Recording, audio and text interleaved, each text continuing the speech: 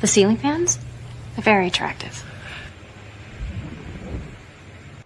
Yes, I believe in our judicial system.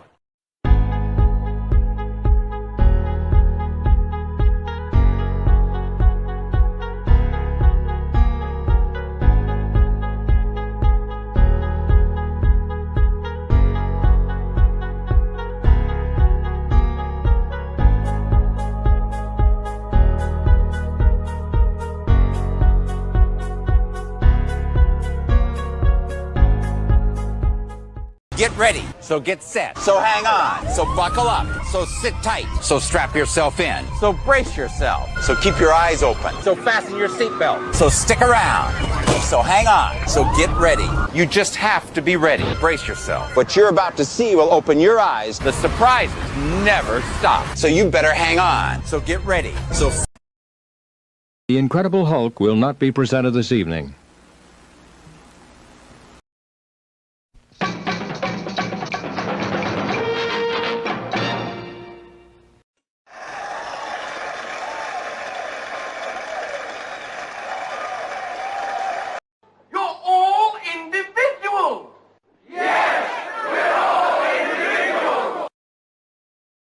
Clickety-click.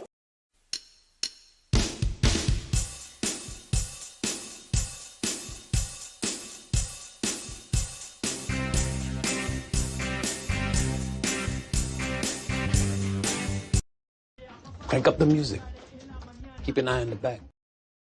This presentation is provided to you to amuse or entertain and not to conform or inform. The content on this channel should not be used to replace professional, financial, medical, or legal advice. All footage taken and used from public sources falls under the Fair Use of the Digital Millennial Copyright Act of 1998. Therefore, no breach of privacy or copyright has been committed. This show is substantially sourced, not affiliated with any community, club, fraternity, or gang. Your cat may vary. I say, moo.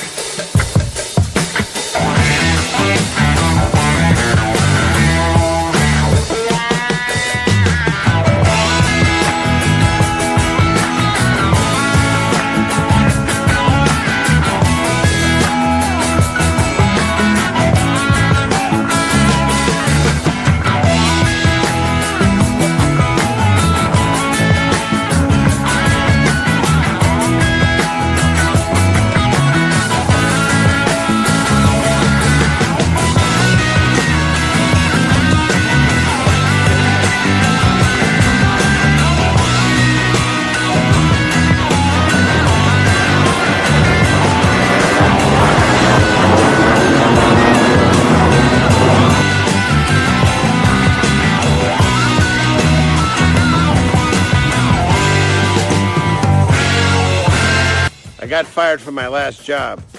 I kept asking the customers if they wanted smoking or non-smoking.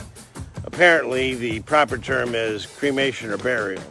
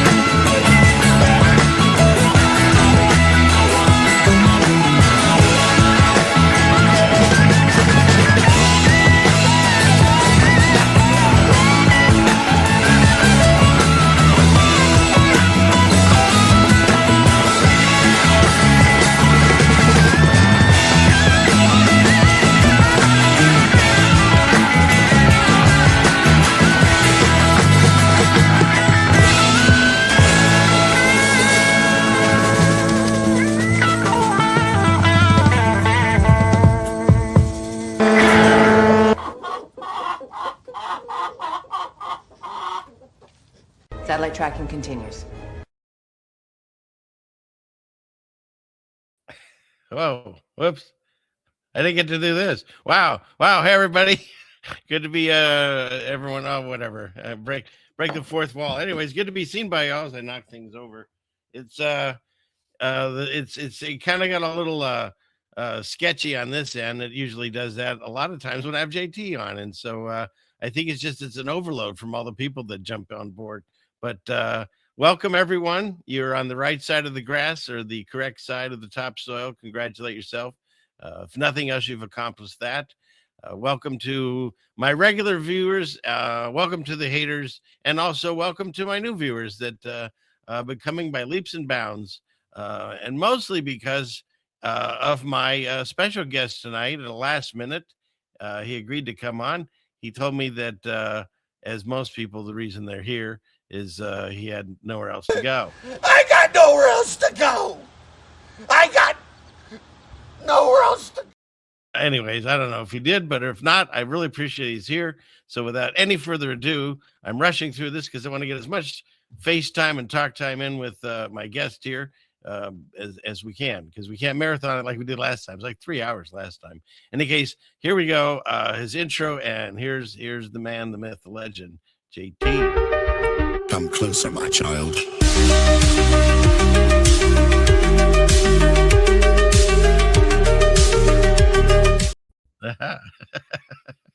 See, I grabbed that from your show instead of the usual Panda one. I thought I'd, up the game. I'm sorry, I'm gonna have to hit you with the copyright strike on that though, but that was special. I like that. I'll just cut it out of the beginning. But that's a cool song. Did someone write that? Where'd you get that? Yeah, that's my buddy AA Ron. That's Two in My Heart song. So it was funny when I was originally had like an intro, and you know the game. Like once you start to play music on your show, like you would say, like, well, what can I play? Right. Nothing. And then at one point I was telling my buddy Aaron, I said, you should write me something. And I was like, he sent me that song, and I was like, that's the one. I like that one. And that's how history was made. Yep.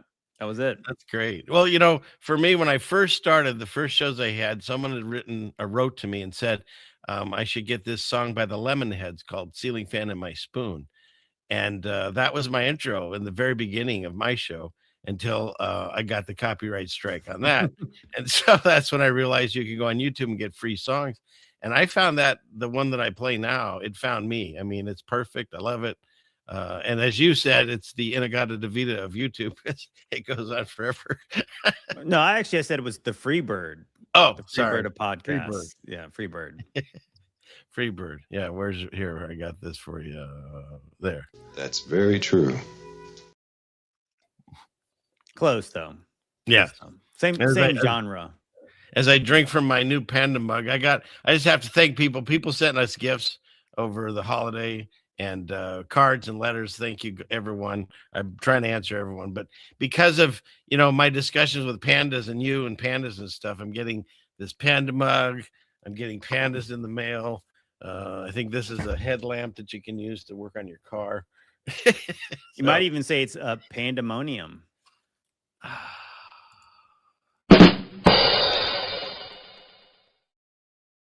Yeah. Yes, exactly. What's that? Oh, sorry. Silent Wife was saying something. And also, special shout out. I've done a lot of cooking videos over the years. I haven't done one in a while.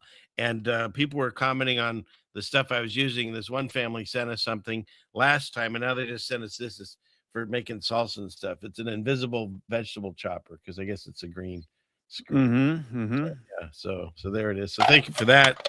And then, of course, anybody that has sent us things or bought some of my wife's wonderful natural soaps.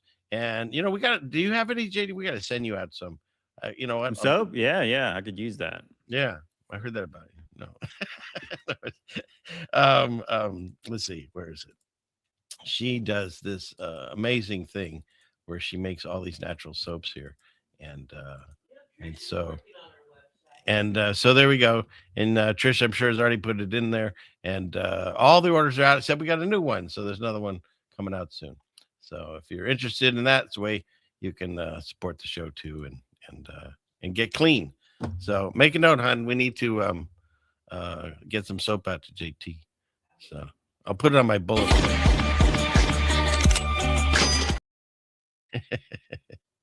So, and you'll find this interesting, JT. Someone sent me, because we discussed pigeons.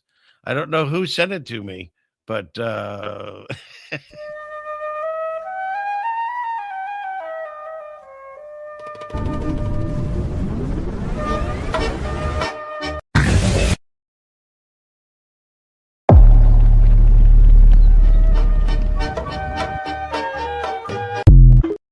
darn gas explosions.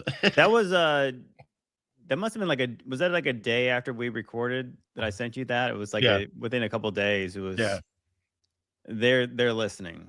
Of course they know. That was a warning, I think. The warning shot. Yeah. So okay. Well, for those that might be new, most everyone's seen it. We've got a bunch of tabs we'll go over, and JT was kind enough to sit in again, and we'll discuss it and see where it goes. I did want to start out and just say, dear Heavenly Father, please speak through us and use us as your vessels. Make all of our words true, and help other people find the way, the truth, and the life through Jesus Christ, our Savior. Amen. Amen. All right. So let's get into this right away. I'll go. Let's see. Bring up this one first. And I found it interesting too, because you made a comment about, and I said this too on my last show or so, you can't ignore this Erica Kirk thing. It just doesn't go away. It just keeps getting worse and worse. So I did have a few of those, but I want to start off with what my thumbnail was. Let's see. Let's go into here. And it's this. There's this fraud going on, and you're familiar with it probably, JT, that the Somalia the Learing Center. Right, the Learing Center. So, and for anybody that might be missing this, what happened was this YouTuber or whoever he is, he discovered Nick Shirley. Yeah, thank you, Nick Shirley. It wasn't hard to see, just no one was looking. They can't even spell the word learning.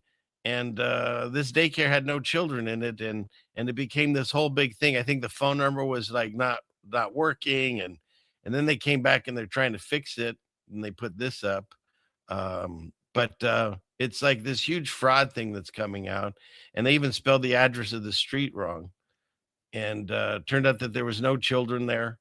And well, I mean, to look on the bright side of things, they did get 2 out of 3 words spelled correctly. That's true. In the title, so that's very true. Yes. I mean, it was quality, I guess. And then it keeps, like, I love these stories, and they just keep like blossoming and spiraling out of control. It's almost like they want us to know how bad this is, and I have an idea as why. I'll get to that in a second. But this story just kept getting worse and worse. So they bring this guy out, and he decides he's the manager of this daycare, and he says that someone broke in and they stole the students' records, so they can't give them over to the feds, of course, because that was just horrible. And meanwhile, he's up there talking, and I don't even need to play him, but he the classic "the dog ate my homework" excuse. 100%. And then they show the they video. Say vandals did. Now this is where they say the vandals got into the daycare. And the problem is when you look at how it was cut open, it was cut open from the inside out, not the outside in. So it's just like the jokes keep writing themselves. And then in addition to that, they found out the guy's glasses are these, let me lower this here. They're like $2,000 glasses. Called by the owner because unfortunately someone came in to our daycare. We looked and saw what happened, and we saw that it reminds me of when suspect came in from the back. It reminds me of when Kamala Harris was asking for like money for her campaign and wearing like a $50,000 necklace. You know what I mean? Yeah. It's a little out of touch, you would say. But I mean, I almost like when I first glanced at the guy, I thought it was P. Diddy. I was like, is he running the daycare center? How did he get out and he's running the daycare? Yeah, exactly. Or is he out? Is he in? I don't even know anymore. Who knows? He knows. It doesn't matter. Do they ever go anywhere? I had this whole theory like OJ. So let's say they finally get OJ and he's in quote prison. Hey, what kind of prison? And is it even really in prison? They get videos of him or pictures of him in an orange jumpsuit and maybe like a beat up face one time. And it's like, we know they can do that in movies and instantly, and they have the movie sets. If he's still living in his like island house that, there's so many private islands out here in Washington State. So if he's still living in that like island somewhere, no one ever would be able to know if he's there or not, and of course now Well, did you ever hear did you ever watch the show Narcos?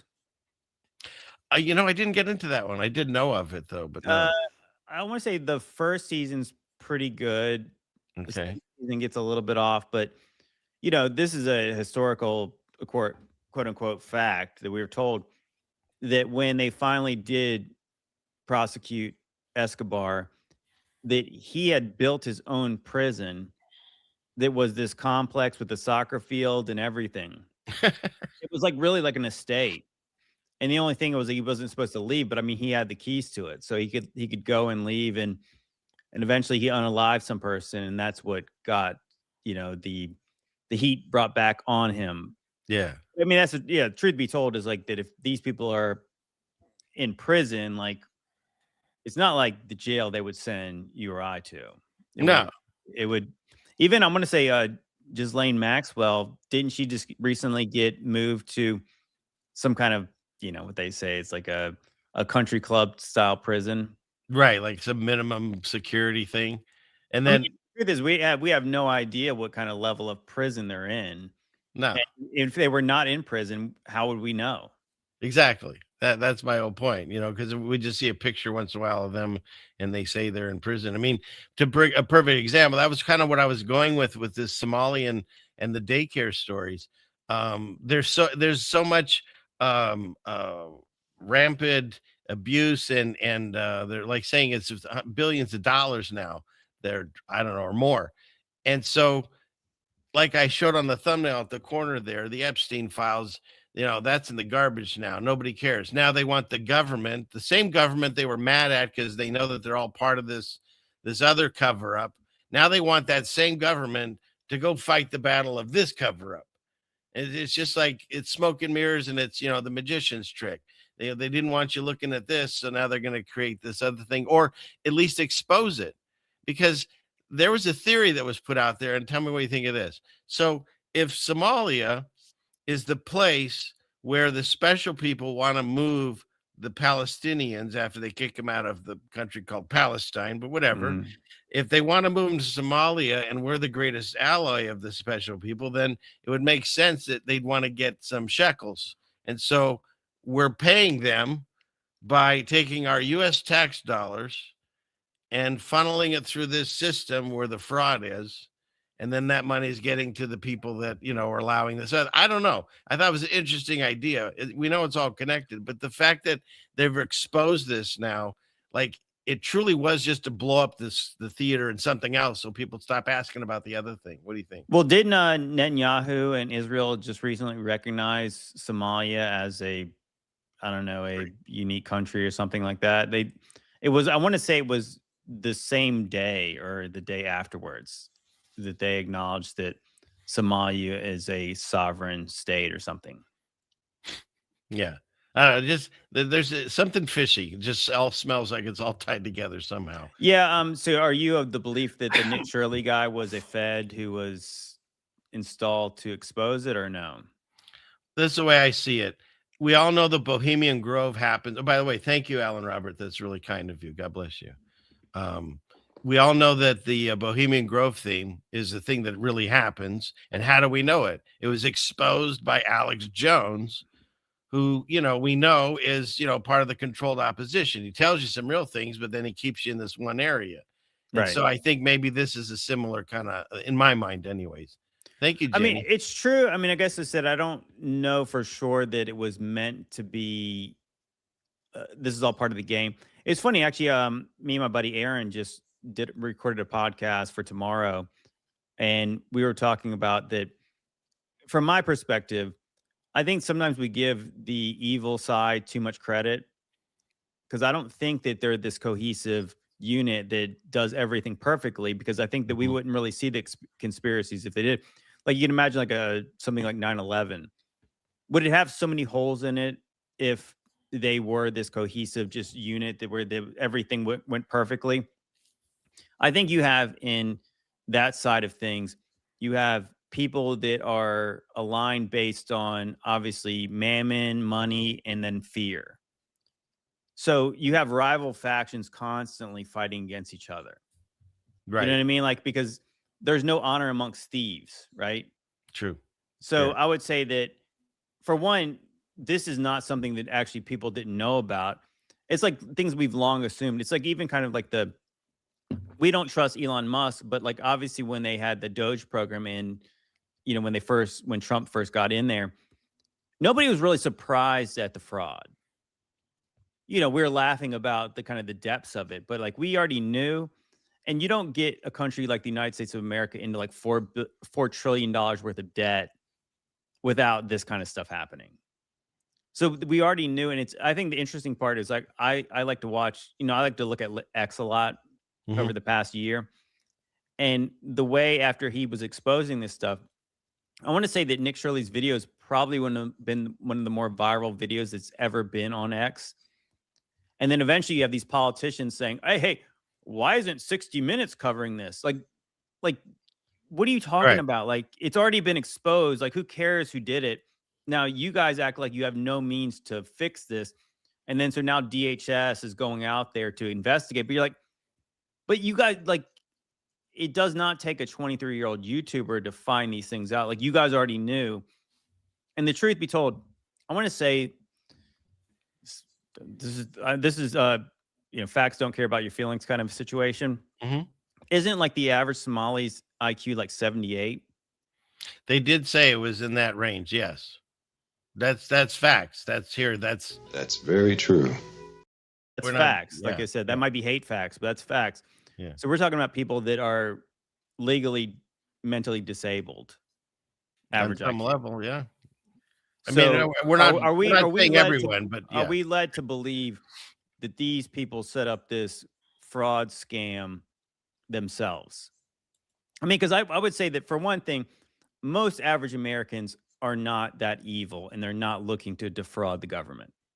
Right. But even if they were, do you think any of them, you think the majority of them would have any idea how to just defraud the government on this level? Would you get, like, you can start a daycare to get millions from the government? No, we're on a Breaking Bad level of you know of ideas. Right. Well, I mean, the point is we all know that these omnibus bills that are filled with all kinds of just ridiculous amounts of spending, the money's going somewhere. And I don't believe, and probably nobody in the audience believes, that they could do that without somebody who's affiliated with the government to facilitate this. Because it's a giant money laundering scam. Yes, just like every kind of foreign aid bill, it goes into it's nepotism. It goes into probably the relatives of the politicians' pockets, so they can't tie it directly to them. But yeah, they're all affiliated with this stuff. And another reason why I feel that you're 100% right on that idea is because it's like they didn't even care. You know, the sign's misspelled, the phone number doesn't work. Here's the actual website, and it's just nonsense words. It's not even words. I don't know if how many spelling errors in there? Well, there's not even like, if I can look at. I don't know if this is some other language, but this is English, right? And this is all English. But then look, and I vetted this. This is on there. Like, I think may have taken it down now, but I mean, there's not even words there. There are no words. It's just like they just didn't care. Why? Because they were protected, right? Well, right. I mean, like I remember seeing a comment on one of those X posts about the Learing Center. Yeah. And this person claimed they're from Florida, you know, so I have no reason to disbelieve them. But what they were saying, and this makes sense to me, that let's just say you get $1 million of government funds to start some nonprofit. There are people there from the government weekly, if not monthly, to check on these people to make sure their enrollment's right, the curriculum's right, that these kids are being treated right. Because it's kind of like that. Let's just say, how organizations go where I'm the person who okays the funds. So therefore, if anything bad happens to these funds, it's ultimately on me. Like if I give money and they do something bad with it, it's really my fault because I actually gave it to them. So it's kind of like that. You can't pass the buck and you say, "Oh, well, I didn't know what happened to the money." Somebody's responsible for that. Mm-hmm. It's somebody's job to be responsible for that money. And so it makes sense that they would have been checked up on. So the fact that the government says, "Whoop, we didn't know what was happening there. Oh my gosh, I guess they weren't actually having any children there." Well, that's not an excuse. Yeah, no. I mean, the funny part about it is we actually talked about this on the mixtape that's coming up on Monday. And I was going to give them a little credit. My first take was, the dog ate my homework. Oh, we don't know what happened to the paperwork. Somebody stole it. Why would they break in and only take that? You know what I mean? Well, I would say that I'm leaving open the possibility that there was actual paperwork, but it might lead back to somebody. Right.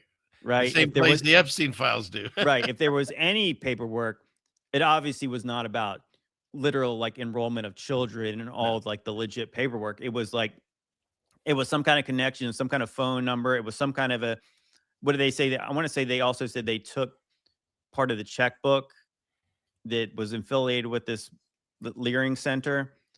And if there was any checks that went to anybody, I don't know, that had like a congressman or governor or governor's office, maybe somebody did actually steal the paperwork in there because they obviously wouldn't want any kind of traceable information to come back. I mean, but this stuff has been going on forever. We see it in movies and TV, or they even comment like, "Oh yeah, these people are going to what do you call it? Go and give testimony against the Clintons." But then they had a gas leak in their house and it exploded. You know what I mean? It's like a pigeon showed up. The pigeon showed up. There was a gas leak. Right, the chef saw too much of Michelle Obama, and he ended up in the pool face down. You know what I mean? It's right. He was paddleboarding and he drowned. I mean, whoops, freak accident. The guy shot himself. In the back of the head 2 times. Right, that was a good one. Yeah, that was or even Epstein. He ended up killing himself, and damn, all the cameras weren't working. Shoot, I don't know why that happened, but bad luck for us. Yeah, never know what really happened. And let's go. And I've said this before, but I keep saying it. Poor Giselle Maxwell. She's actually in jail right now for trafficking nobody to no one, right? Because they said there was no client list. So there was all those people, the president says they're liars. It's a hoax. We still talking says about Gash Patel. It's like, I mean, it was like there actually was no list. Yeah. Even though now that they were releasing like millions of pages of documents, that 90% of them are like all blacked out, just like 100%. That's right. They just thumb their nose at us because, like they say, what are you going to do about it, kind of thing, And it's the same thing with what's going on with this. Well, it's not just this one daycare, of course. There was a news story that came out that. I forgot. Let's see. Let's go back to this. Let me lower. How do I make this smaller here? There. The Minnesota Vikings are changing their names now to the Somali Pirate. I thought that was pretty funny, but maybe it's just me. There's more about it. See, like here's they launched a probe and they found right behind me has 22 different home and community-based healthcare companies registered in the building. It's only 4 floors. I walked in there yesterday trying to find a number of them. Many of them are they appear to be just window fronts, door fronts with nobody behind. So it's like widespread. They keep finding more and more of these, and I think it's in others. Where's this one here? Well, they're saying in Ohio, right? Yep, Ohio's Columbus, Ohio. Same day. It says they pulled in $14 million in tax-paid funded subsidies in a single year, and they go through the list of these things. So the information's out there. You just have to let it in. It's all out there. Just right, waiting like I said, and the funny part about it is that like a lot of people are coming to the end of the year, or past the end of the year, but like in December, a lot of people who have businesses are thinking, well, I need to maybe potentially spend some money because I don't want to give any more to the Uncle Sam. So maybe I can invest in my own company and do kind of ways to, legally not pay more taxes than we need to, right? And we know that if we defrauded the government by not paying taxes on thousands of dollars, they would be on us like flies on excrement, like real fast. And so they give out billions, and then it's like, whoops, like, how do we know they weren't spending it right? I mean, are these people even citizens? No, apparently. I mean, some of these daycares, they're on work visas or school visas, I and mean, things like that. That is the most absurd thing I've ever heard of. I mean, you really think about it, like that we are trying to. I mean, we're getting taxed out the yin yang, and obviously we're getting taxed based on inflation. And then these people are not even citizens, and the government's giving them millions of dollars. How is that legal at all? Well, I mean, when you break it These down, people can't even spell. Who are they? Like, let's just say they were teaching people. yeah, Maybe it's better it's all fraud, because if they're teaching people how to spell wrong, well, that would be a problem too. But I'm saying Right. like there's been multiple, I've seen multiple videos about the Learing Center, and it's all like middle-aged men who were there. Like who would want those people to watch your children? Like I said, somebody said 67 IQ. Whatever. I mean, it's low. It's like I said, either way, it's not in the range of no, it's just that well, they're it's the well patsy. below, They're the well below patsy average. for the money laundering, and they'll get a cut, whoever's ever running that, and then it goes back in the same pockets of the people that stole it from us. I mean, think about it. That's wild. They theoretically, our government could jail someone because they refuse to pay their taxes, which they know is going to either go and fund a bunch of wars that we shouldn't be. We're on both sides of all these wars.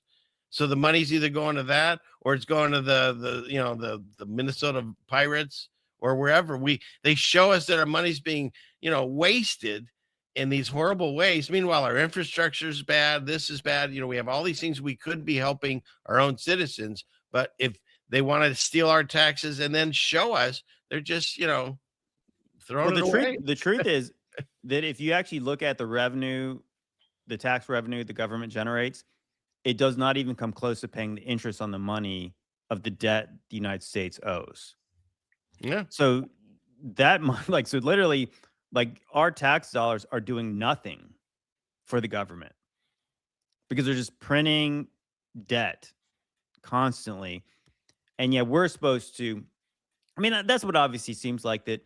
It's funny. They always focus on like, oh, the rich are not paying their taxes, but the rich don't make income like we do. Right? Because they have different ways to move their money around. So they do not pay taxes. So they're always talking about taxing the rich. But what they're really doing is taxing income. And the ultra rich do not generate income like we do. So they're taxing the people who could potentially get rich. So they do not get rich. But for the most part, it's people like middle class people that they want to keep us in the place we're at, or obviously they want to lower us into middle class. Because that's the thing. It's like, like Lord willing, one of us had a great year. Maybe let's say we made $200,000 in a year. Well, the government's going to take like half of that. You know what I'm saying? Like, and that's really not enough. That's not like an income that will sustain you for many, many years. So what they do is they take from the people who could potentially rise up in class to keep them. The man is keeping us down. Is what I'm saying. And obviously, that's the system is made by design to keep us in the lower to middle class. Ultimately, they want a low class and they want an elite, and they don't want anybody in between, because the people in between, we're the people like us that get upset about this kind of stuff.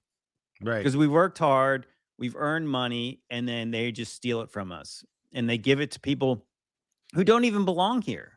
And this is not racist. This is the truth. It's like that you can't help other countries if you sacrifice us. It's like the whole idea of like the if a gas, like when the oxygen mask comes down in an airplane, you got to put it on yourself first before you can help anyone else out. Because if you pass out, you're helping no one out. Don't show this. There we go. True. Yep. Yeah, that's true. Yeah. A pop-up ad came up. I couldn't get rid of it before I hit that button. But yeah, in fact, I just saw an article too that said that what city was it? It's probably usually always in California, but or it could be Washington, but they're going to install a I think it was a 4% tax on restaurants for their food, which means with the already 6% they had in the city, it would be 10%. And it's just like they're constantly coming up with new ways to tax us. And right, actually, in the city where I'm from is Virginia Beach, Virginia, and they installed some kind of new tax on the restaurants and bars around where I live, and it's way more than places like big cities. Yeah. And like like the average income where I live is not really high compared to the national average. So why would they try to do that? And all they're really doing is it's hurting the local businesses, right? Because like people, intelligent people just say, I'm just not going to go out to eat. I'm not going there. Or if I do go out there, I'm going to spend less money. So it's really just hurts the business owner, the local person. And that's what it seems like they've always been trying. That's what they've been trying to do probably forever, is the fact that they don't want, individual citizens to open businesses and thrive. They want big corporations. Right. That's how everything's just becoming mainstream big corporation industries, whether it's Amazon or whatever, or restaurants, the same thing. They're pushing out the little guy. They're getting rid of the middle class, honestly. Mm-hmm. And yes, you brought it up on your stream, and my wife was the first one to send it to me, is that she actually wrote it on a post somewhere. She gets in trouble online. I think she wrote it on that Nextdoor thing. And she wrote, wasn't it sad that George Bailey was our last hope and no one knew it, And I don't know. Right. I gotta say, I feel embarrassed that it took me 47 years to watch It's a Wonderful Life. No way, that was your first viewing? Oh, I watched it for the first time this year, and I was saying like that. I don't know. It's probably a thing where my parents didn't watch it, so like I never watched it. Like the Christmas movies I watched A Christmas Story. That was like the staple in my house. And of course, everyone's watched like National Lampoon. So like I watched that too. And the cartoons. Right. But, it's kind of harder for me. Like, oh, I want to watch this old black and white movie. But I watched it and I was like, dang, this was a really, really good movie. This wasn't just a Christmas movie. This was a good movie. And the message in there, and the funny part, like the really funny part about like why I decided to watch it. I saw this video from Ben Shapiro saying that Mr. Potter was actually the villain, was actually the hero in that movie. Really? And of course, I've seen clips of the movie, and I was like, I mean, they really do want us to hate certain people, because like that is a hell of a take. That's I've never heard that, but it's ridiculous. Well, he's saying he was a better banker, and he was. I mean, the funny part was like he was saying like that George Bailey was not a good businessman, so like he was not actually good for the town because potentially people could lose their houses. But it's like they show you in the movie what would have happened if George Bailey was not there, and it's more like what you see in a lot of these big cities, where it's just bars and corn theaters and stuff like that, just horrible stuff. It's like the whole town is depressed. And nobody can buy a home, and they're all renting. I mean, it sounds like we're right. They're renting in slums, and that's the thing. It's like this one evil banker has crushed the human spirit. So then, what does it do? It turns to alcohol and all the vices of the world, and it's like that's what they're showing you. But like, what the story of George Bailey is the fact that he gave of himself. He denied himself many times. I mean, that's what the movie's showing you, like that he had all these ambitions, but he denied himself, self-sacrifice, and gave to others because he knew it was right. And I really like that, because it wasn't like they weren't like really shoving like Christianity in your face, but like that is like the gospel. It was like in the end, he's praised to God, and he, what I'm saying? Like that part of me thought like the reason it didn't have to be like so in your face about Jesus is because people in the 40s already knew. They didn't need to be told what it was about. And I thought, man, I don't know. I actually really was. I got kind of like, I got to admit, I shed a tear or two at the end. I thought, dude, everyone does. What's that? I don't do. Jeannie was asking if it was banned for a while. I don't know, but I'll tell you. I don't know, but I get the feels in that movie multiple times. What makes me I was cry. what I was really feeling, because it was funny, because I'm sure a lot of people like in this community. I was just like, we have this big Christmas Eve thing over my parents' house, and I was just like, I don't feel like doing this year, and I think a lot of people have just wanted that idea of like getting off the grid. I want to move out, get some lands, and I kind of want to disconnect from all the stuff. But then I started to watch that movie, and I was like, dang, it kind of is interesting to think about, like, that what they were showing you, like, if you were not here, right? Like if you weren't here to be around the people that you don't even know the effect you have on them, like, what would be the net loss of the place you live if you were gone? Right. And it kind of really affected me, because I thought I was the literally ripple just in the water thing, right? The one drop, and then it affects everything in the pond eventually. Yeah, right. Like, what if I was not there, and what would the place be like? I mean, I'm not saying it would be Pottersville if, I wasn't here, but part of you does think, like, what would certain people do without you? Yeah. And it's not all about me, right? It's like not all about us, like what we want, because what we want is not necessarily better for the people around you. And I thought, man, that was a really good message. And I just can't believe that, I really can't believe that somebody would actually say that out loud, that, well, actually, Mr. Potter really wasn't that bad. He stole the money at the end. Yeah. He was totally evil. Yeah. He never got caught at that either. He went on his way. Yeah. Do you remember I do remember, like, a long time ago, I watched back when SNL was really funny. I know exactly what you're talking about. Right. And they were saying an alternate ending where they went and they finally beat him up. Right. It turns out he could actually walk and everything. Yeah. No, that's excellent. But yeah. And what was I gonna say? Oh, well, before we just say, put it on your list to watch for Christmas movies. You've got to throw in The Ref. Most people don't even know that movie. Oh, that's is that Dennis Leary? Yeah. Only it's now the Learing Center. Right. Dennis Only Learing it's Center. Dennis Leary now. Did you know that? That's, you and I talk Mandela occasionally. It's Denis. There's no two N's in his name now. So that's a weird one. Dennis Leary. But yeah, so that one, and of course Die Hard's a great Christmas movie. So oh yeah. It's kind of sucks that with Alan Rickman that he passed. Oh He was yeah, great. yeah, He it was was one of great. my favorite handlers. Yeah, it was great. Favorite handler. So just to show you how clueless or they don't care. So now you got the new Muslim mayor, Jewish. Right? I know he is Jewish, but they want to put it off. It's that's the thing. It's theater, man. This is the character he's portraying. You know what I mean? Yeah. So what does he say? He says the cost of childcare will no longer discourage young adults from starting a family. We will deliver universal childcare for the many by taxing the wealthiest. So, in the middle of this huge scandal of what childcare, he's gonna we're gonna get more taxes to fund these, like they're not even connected. You know what I mean? We're gonna have Somali daycares everywhere. Yeah, it's so much better. Yeah, I'm the captain now. Mhm. Exactly. So, and then they show you always. Of course, you got the head socialist Bernie Sanders swearing him in on the Quran, right? Because nobody uses the Bible anymore. In fact, even when President Trump swore in this last office that he's in now, he didn't touch the Bible. You know what? You know what's an interesting thing? I don't know if you ever considered this. Tell me. But biblically, you shouldn't really you really shouldn't swear on the Bible. 110%, I agree. I know exactly what you mean. Yeah, let your yes be yes and your no be no. Swear no. Like, you don't swear by heaven or earth. Right? Don't swear by the temple. Just let your yes be yes. You know what? That would be so refreshing if somebody said, "No, I'm actually not going to swear in the Bible because I want you to be able to just trust me."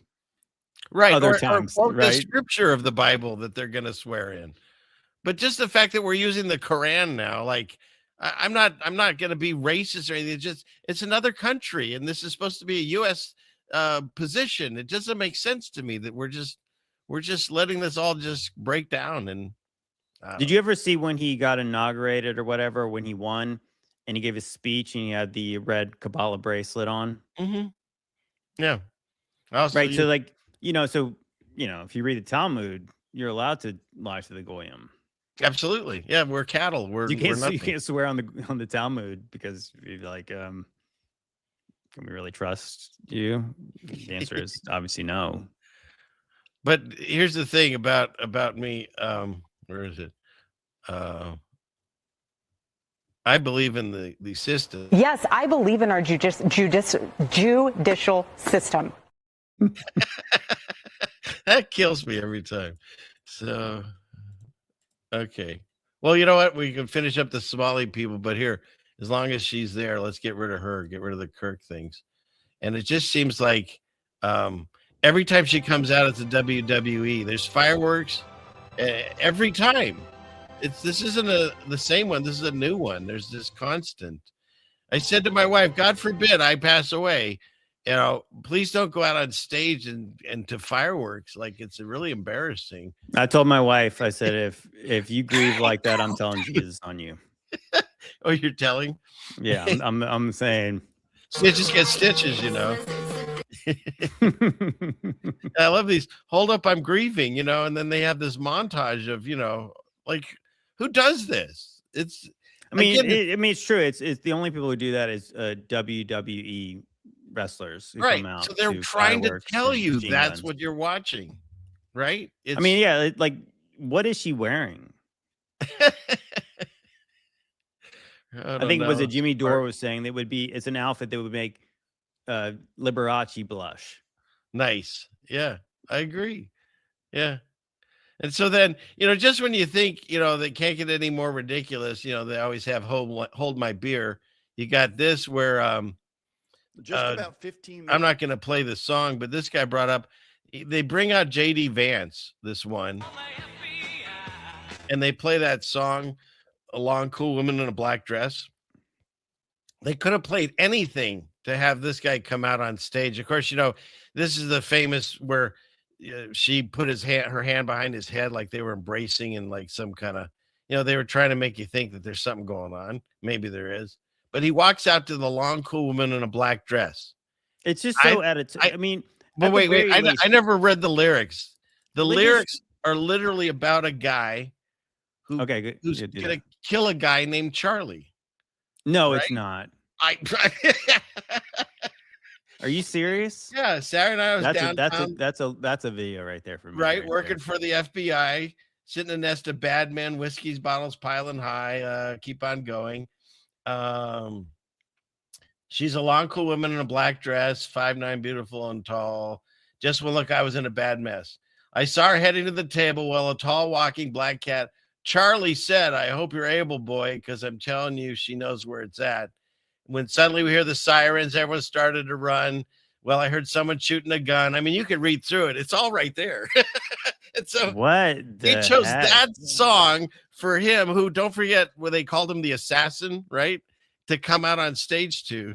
Yeah, we talked about that last week about how when Nicki Minaj said the assassin, JD Vance, our vice president, that was not a mistake, what she said. No. Like she didn't take it back. And if anything, she like flicked her eyes at Erica Kirk. And it was like we were trying to really interpret, like, what did that really mean? Because it's like that she didn't misspeak because she had plenty of time to catch herself. And some people say that, assassin is actually some kind of a term endearment in the Afro-American community. But regardless, it's like a little tact. Let's just say any of this stuff is legit. You said the word assassin to some woman who got their husband assassinated 3 months ago. That's weird. That's really weird. Yeah. And it's really weird also that Erica Kirk, words to choose at that moment, right? There's nothing else. And then you have Erica Kirk, who is cheerleading for JD Vance to be elected president in 2028. it was the year 2025. Like it's so weird. And the funny thing is, we mentioned on the podcast was that there was a lot of connections and a lot of people were making jokes about it, is the fact that JD Vance was shown as the Grim Reaper as he went to visit Pope Francis, and then he was like dead the next day. Yeah, right. I remember that. Right. Like that's weird. Yeah, It's all and he's the assassin, and suddenly people are dropping left and right near him with his guy liner. Yeah, with his guy liner. But check this out. So add this to your collection then. That they had him walk out on stage to this, of all songs. They could chose any song. They chose this one where it talks about a guy named Charlie and then gunshots and the whole bit. So grief. No, I mean it's ultra bizarre. And I was saying, like, let's just take the whole Charlie Kirk thing out of it. It's like that what politicians used to try to do was kind of to appeal to the common man. Mm-hmm. Like I'm taking off my suit and I'm rolling up my sleeves and I'm hanging out with like the people in the factory and the construction workers, and I'm just like all you guys and I'm fighting for the little guy. And they're coming out like the rock stars. It's so out of touch. It's so weird.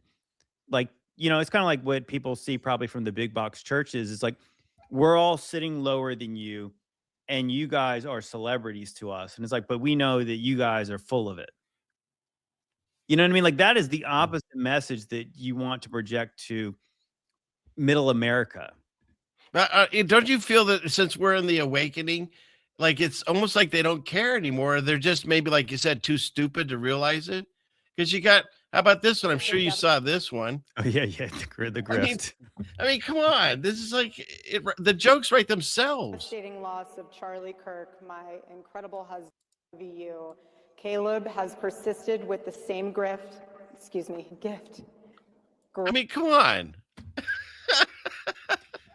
Like, why is that word on your tongue? Like, why would you ever say grift instead of gift? No, and especially it looks like she's reading, right? Supposedly. Devastating loss of Charlie Kirk, my incredible husband at UVU. Caleb has persisted with the same gift.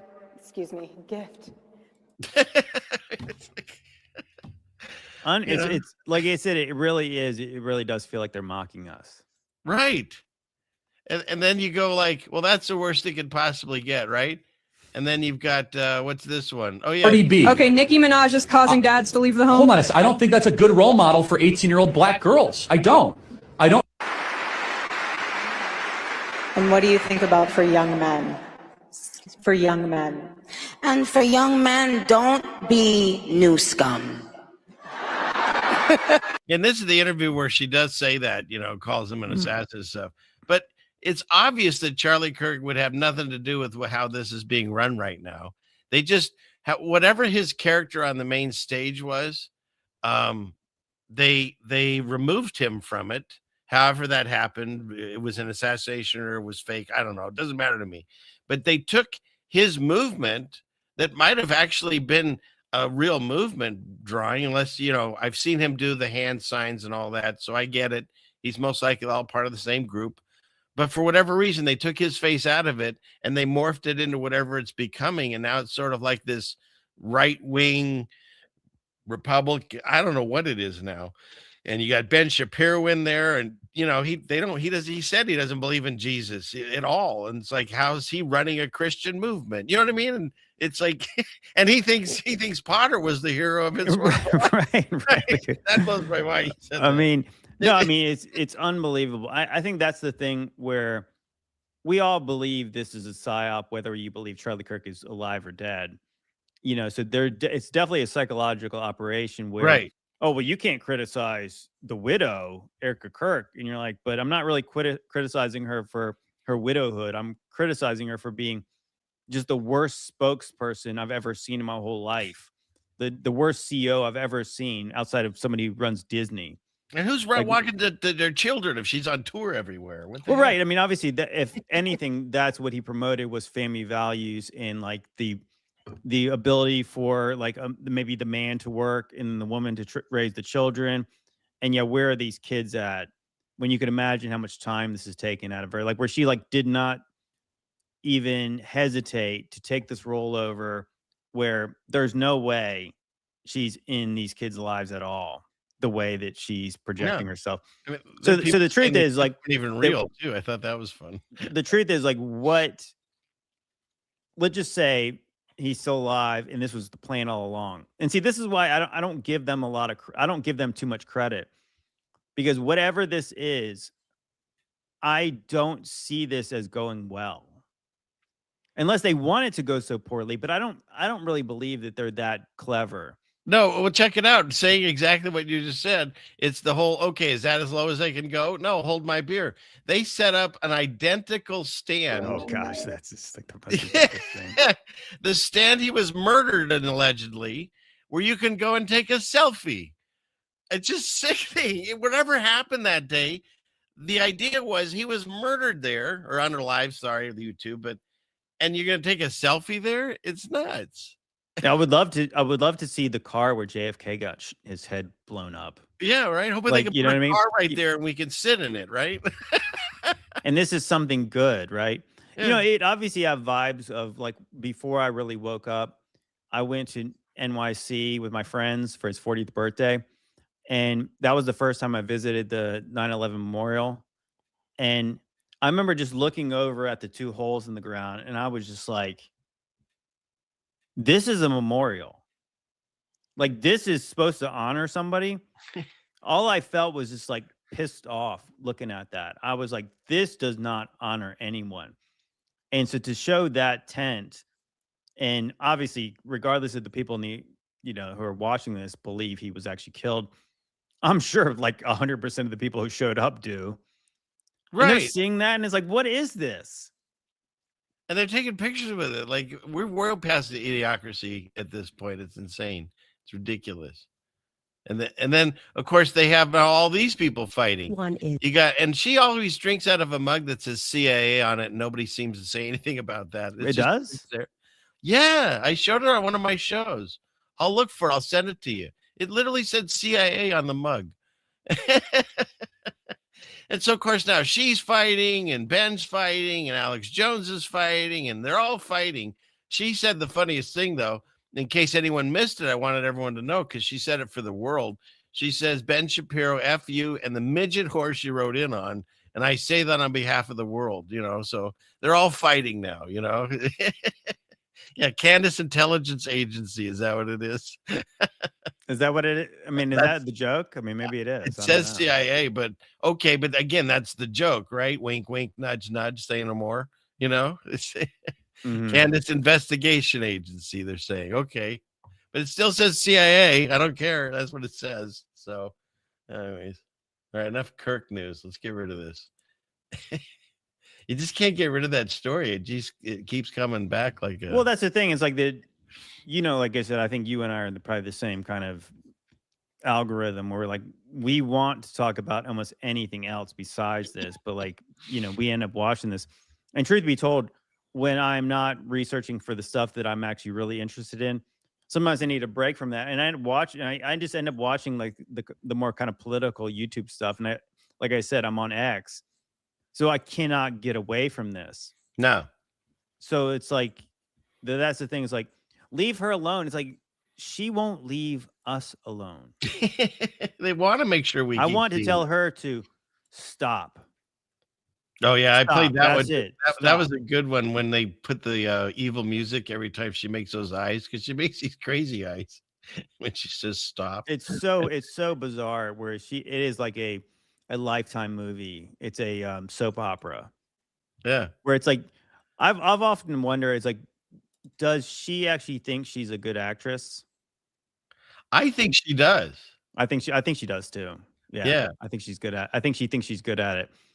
I think she thinks she knocked it out of the park when she was like kissing the weird looking hands that didn't look human. Oh my gosh. Like that, like that's what I'm saying. Like I really don't know what I'm supposed to feel when I see that, because that was at the early signs where I was just like, wow, like this is really heavy. And I see that, I'm like, no one would do that. Like, I just know, like, no one would do that. Like, I would. Because that was like a day or so after, and there's someone standing right above her filming that. You know what I mean? Oh, this will go viral. Show this. I mean, that's what, I mean, of course, like I said, you can't help but think when you, especially when you're on podcasts, you have social media, you think like this will go viral if I post this. But like these people kind of don't need anything to go viral. Obviously, anything they wanted to do, they could go viral. Like, why would you want to do that? Right. Remember, she was even asking, people were asking where he was buried. Can I have one thing? It's like, how about that be your one thing? Like, how about just like have a little personal moment with your dead husband?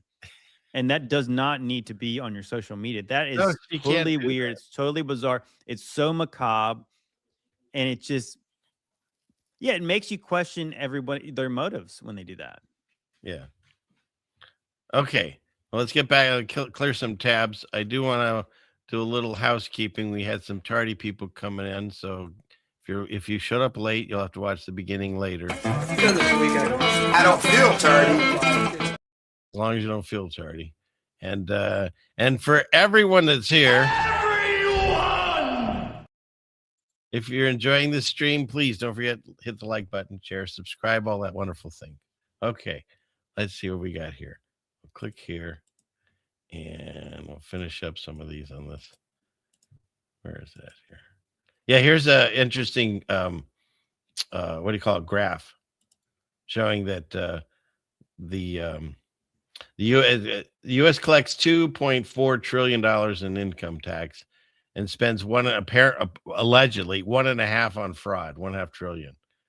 So if we didn't pay for the fraud, only 900 billion need to be collected. So that would, make it so people wouldn't have to pay taxes.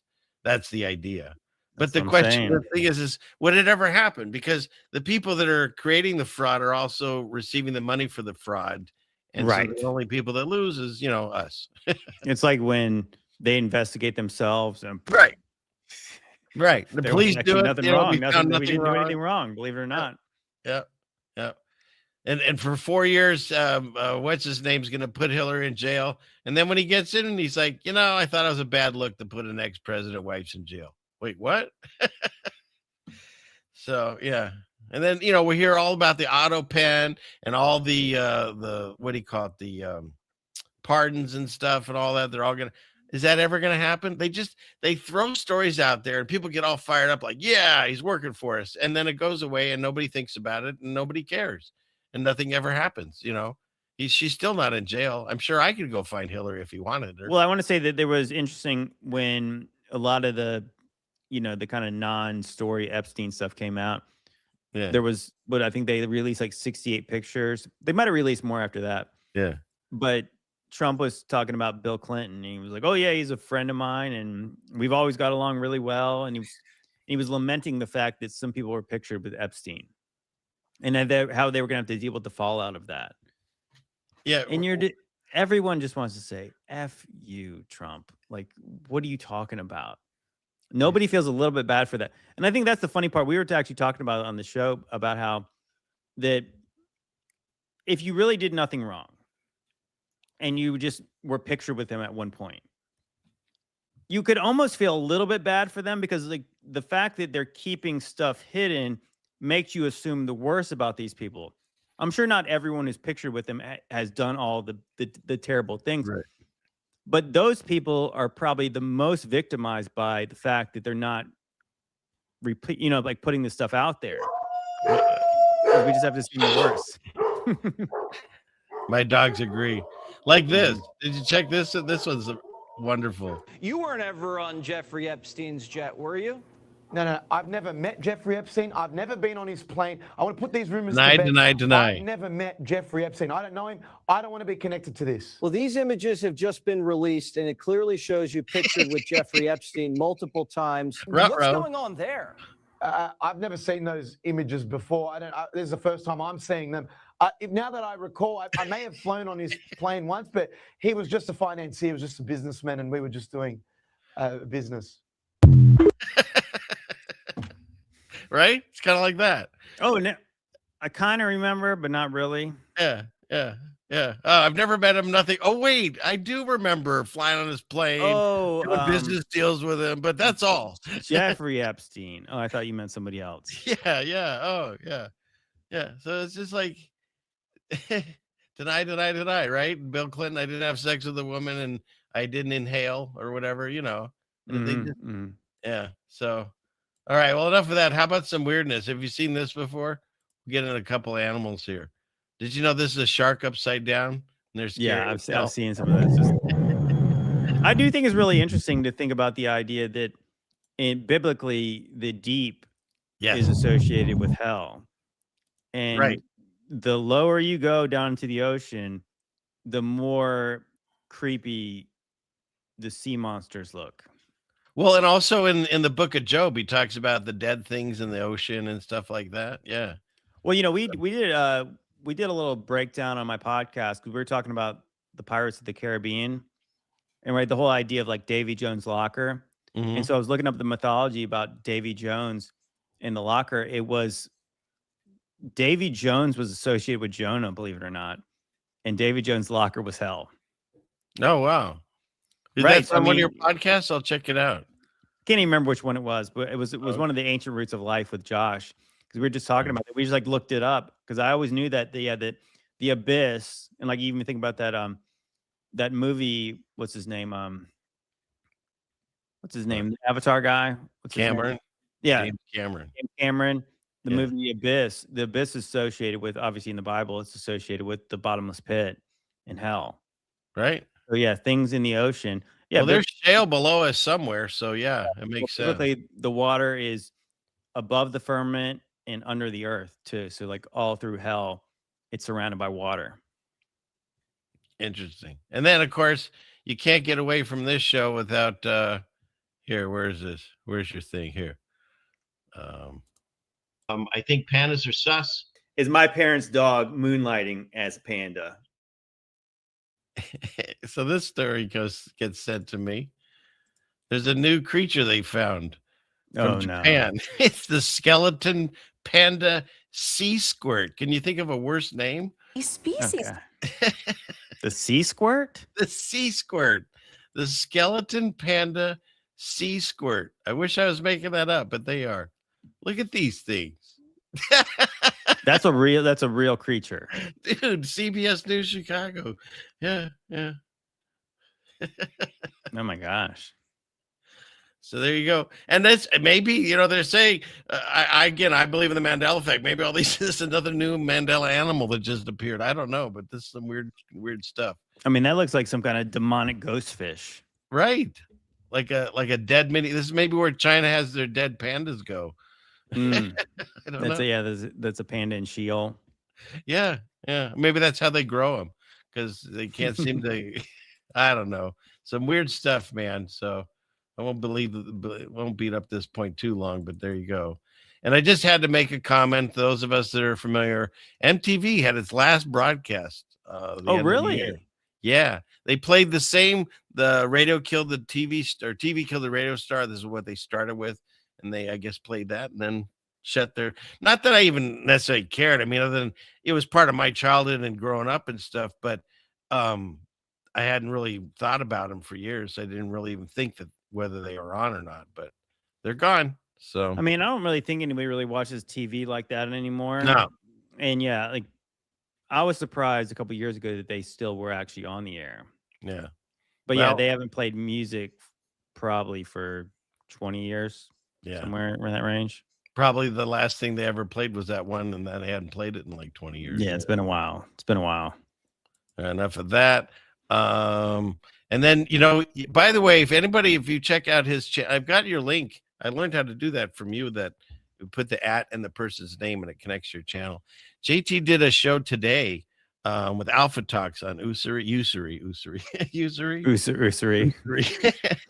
And it was really fascinating stuff about that. And if you get a chance to watch it, it's really good. That guy, I would one of these days, maybe I'll try to reach out, talk to him. It'd be fun to talk to him. But Alpha Talks is amazing. He's great. My wife and I, we used to watch him way back. I think he was the guy, correct me if I'm wrong, that he talked about the insane asylums, that the people that were schizo and things like that and multiple personalities were possessions.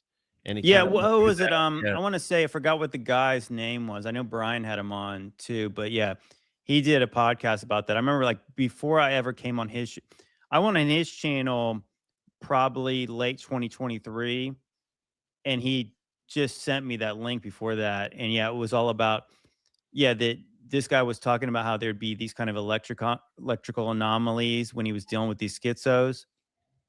Really interesting. Again, this guy was not.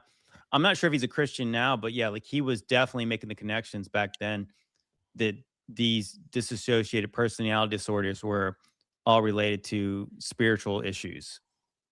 And yeah, that's Alpha Talks is amazing. I would say that for a guy who creates content, there's not too many people that I really look up to and respect, but I've always really liked him because I know that he's a really genuine guy, and he carved out his own path for the things he talks about. So I think that he doesn't look like he chases clicks. He actually does. He genuinely looks into the stuff that he cares about, and yeah, he does great research.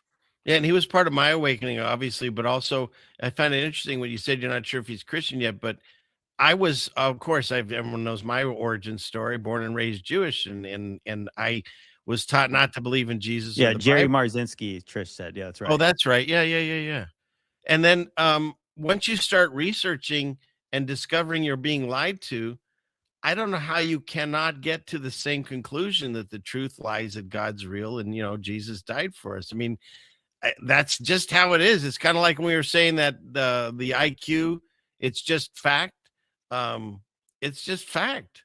I don't know how else to put it. You just, once you start finishing your research, it always leads to the same conclusion. And so that's how I ended up here. That's how I ended up talking with you, because there's still very few people that believe in Jesus or actually talk about it because they don't want to lose viewers. And also those of us that think that, we're farther in the book than most of the Christians, at least that they teach in the churches, we're towards the very end. So, yeah, let me see what it says. I'll quote 2 Corinthians 4:4. In their case, the God of this world has blinded the minds of unbelievers to keep them from seeing the light of the gospel of the glory of Christ, who is the image of God. So I think that there's something, it's a spiritual veil. Right. You have to be willing to accept it. And that's why, like, when Jesus speaks in parables, it's not, he's speaking like that so they don't believe because they don't want to. Because you could tell them really plainly, but it's like when you actually can understand the parables and you actually think they're very clear, it's only because God is giving you the Holy Spirit in order to see what God, the Father, is revealing to you.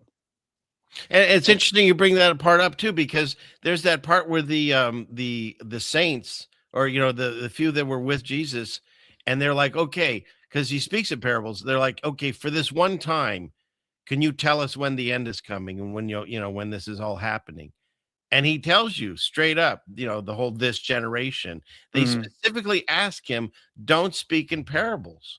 So once again, it's even the people that, have almost got it. Like they're almost at the finish line, and then they part away where they're like, oh, no, he hasn't come yet.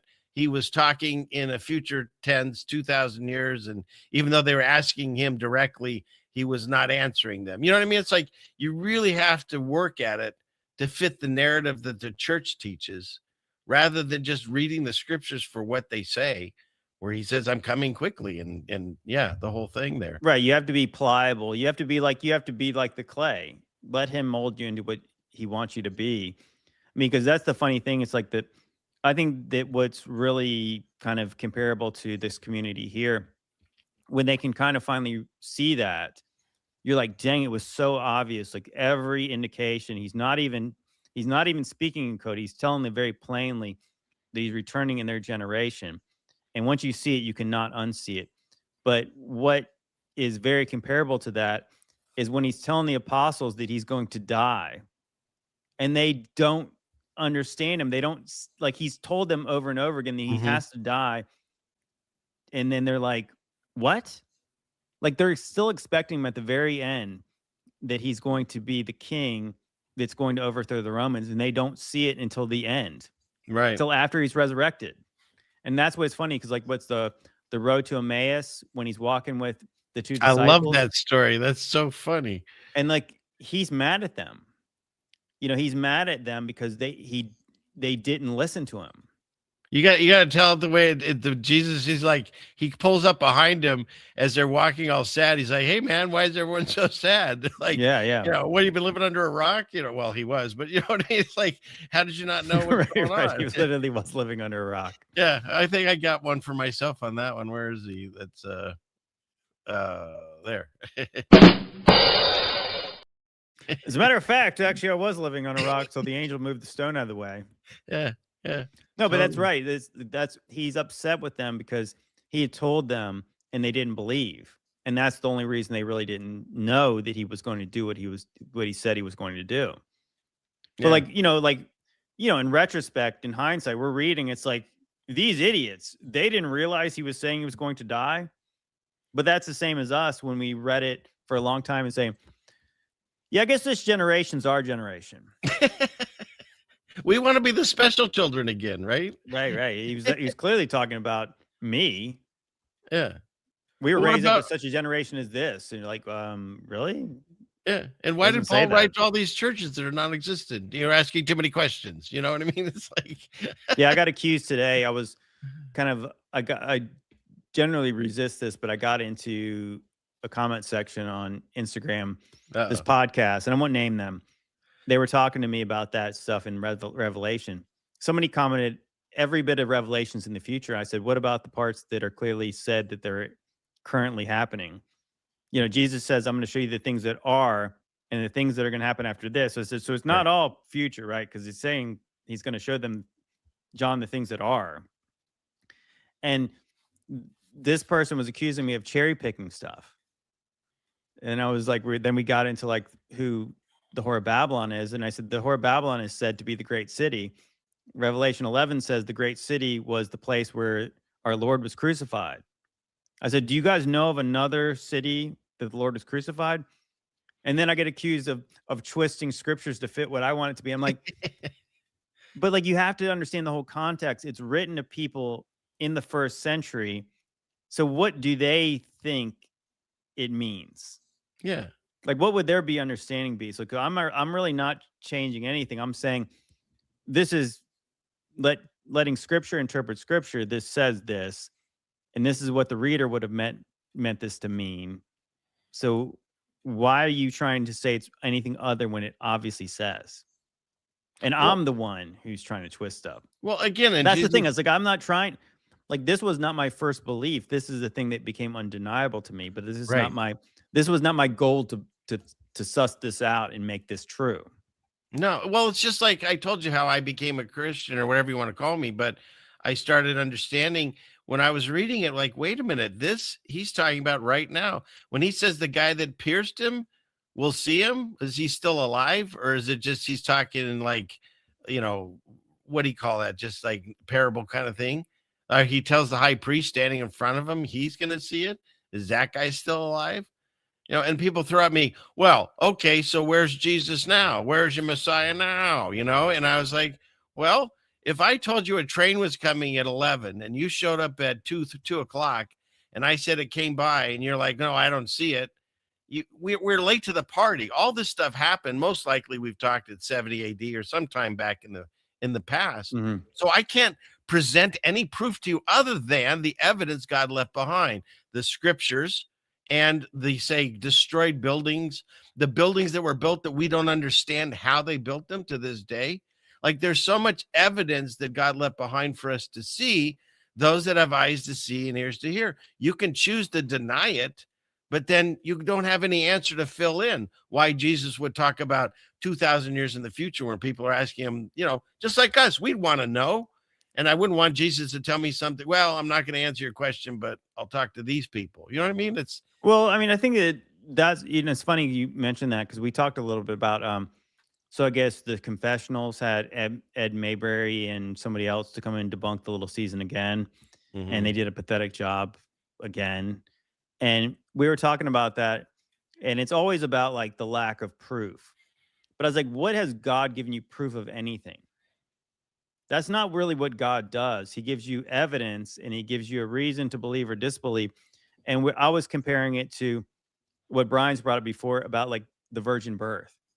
Like, how would anyone really know that Jesus was born of a virgin? Because obviously the Pharisees and the people who didn't believe, they said that he was born in fornication. They were calling Mary a whore. Right. Right.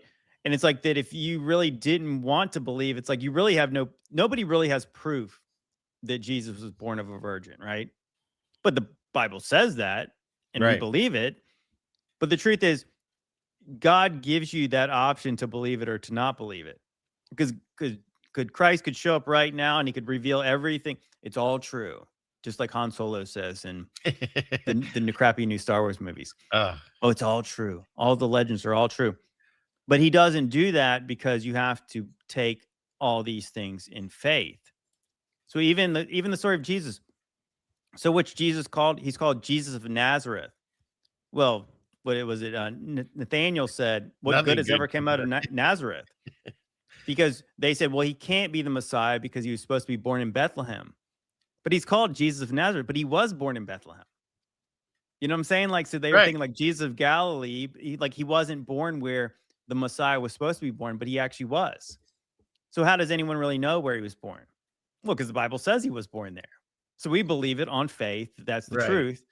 And just the same way where I cannot prove any of this to you, but I believe it. And I could be wrong, but I believe it.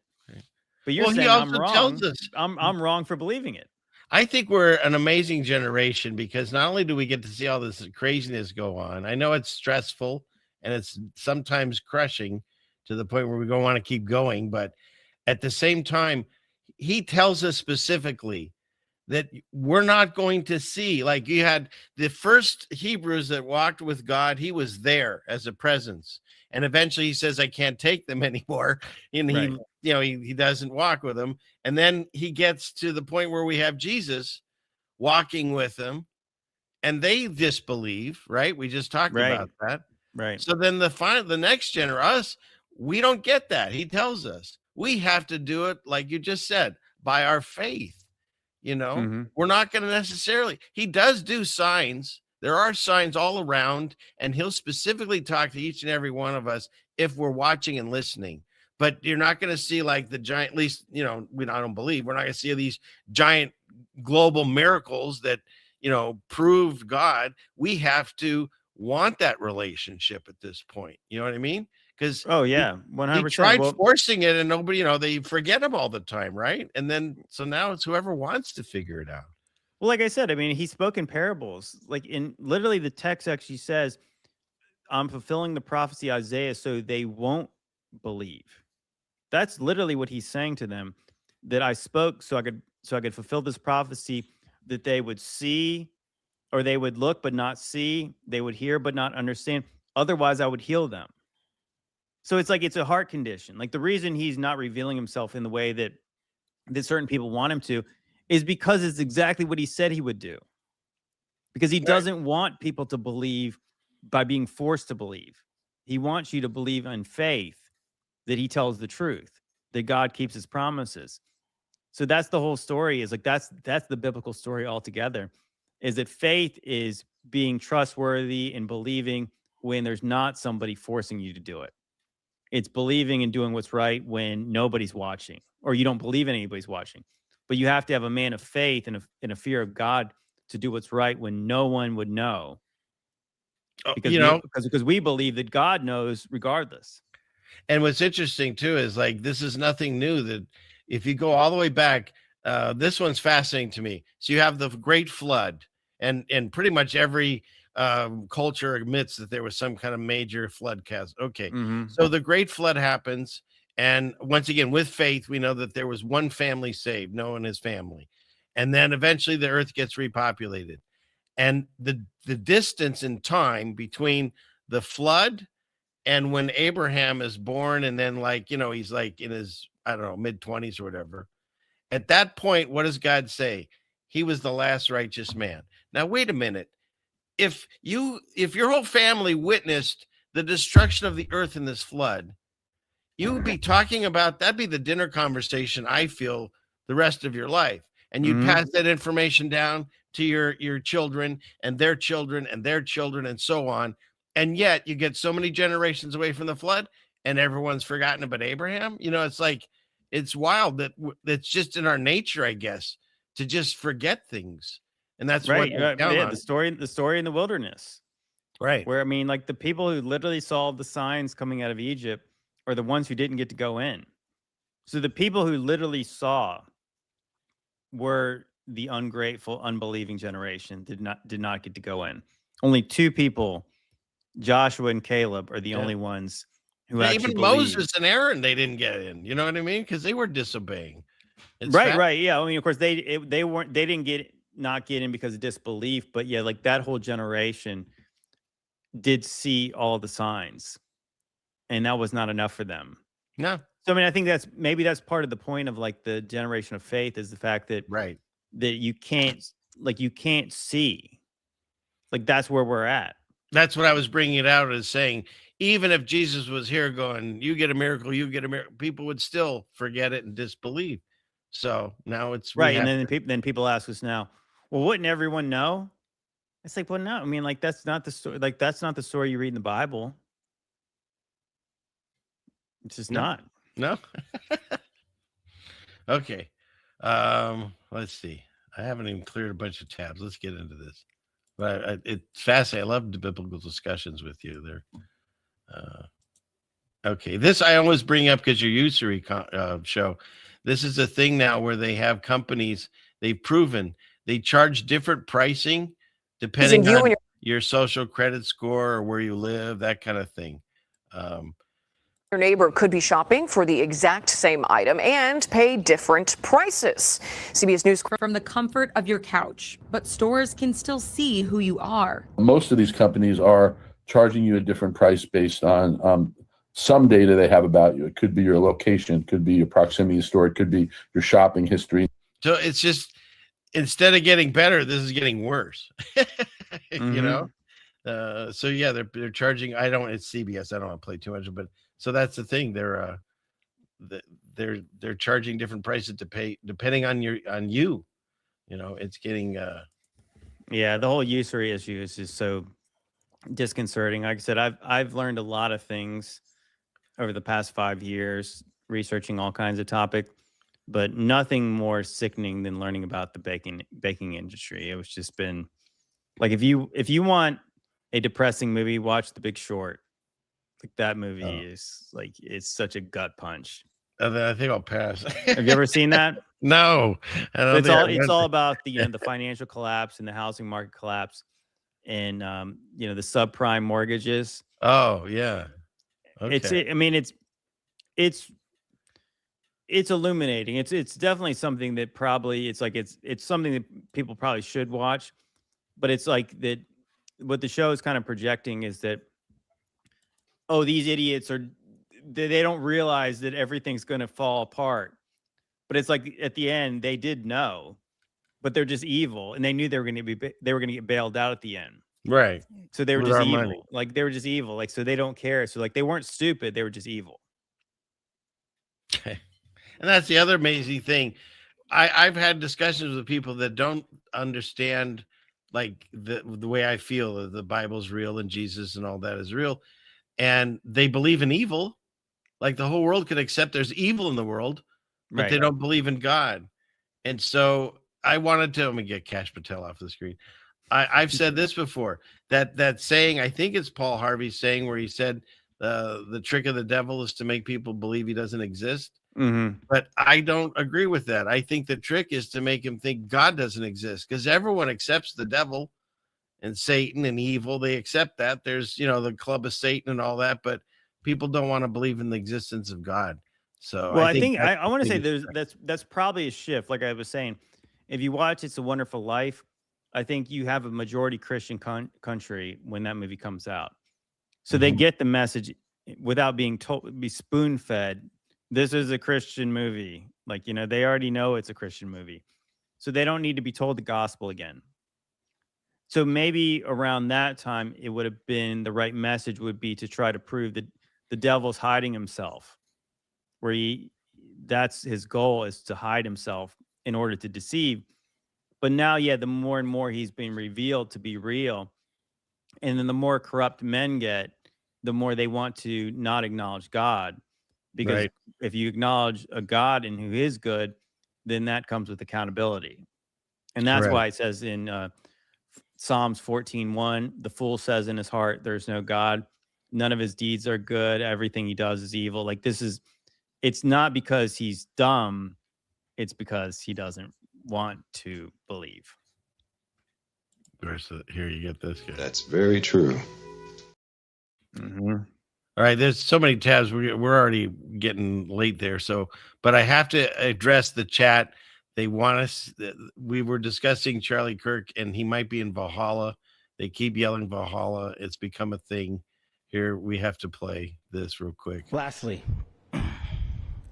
to my friend Charlie Kirk, rest now, brother. We have the watch, and I'll see you in Valhalla.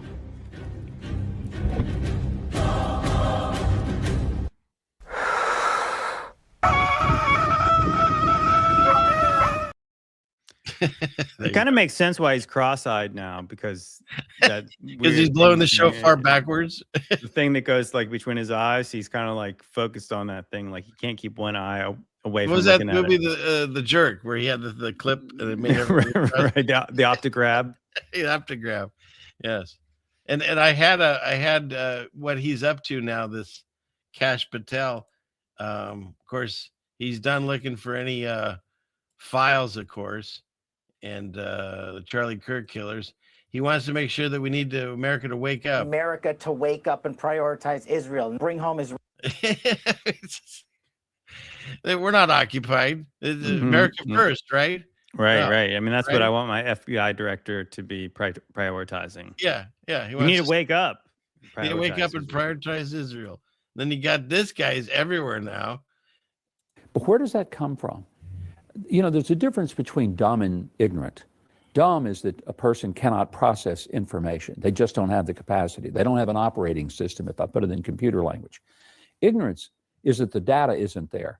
What we're dealing with is not an operating system problem. It's a data problem. We have not downloaded the proper data, the true data into the minds of younger people. They just say the quiet parts out loud now, right? We're not programming them correctly.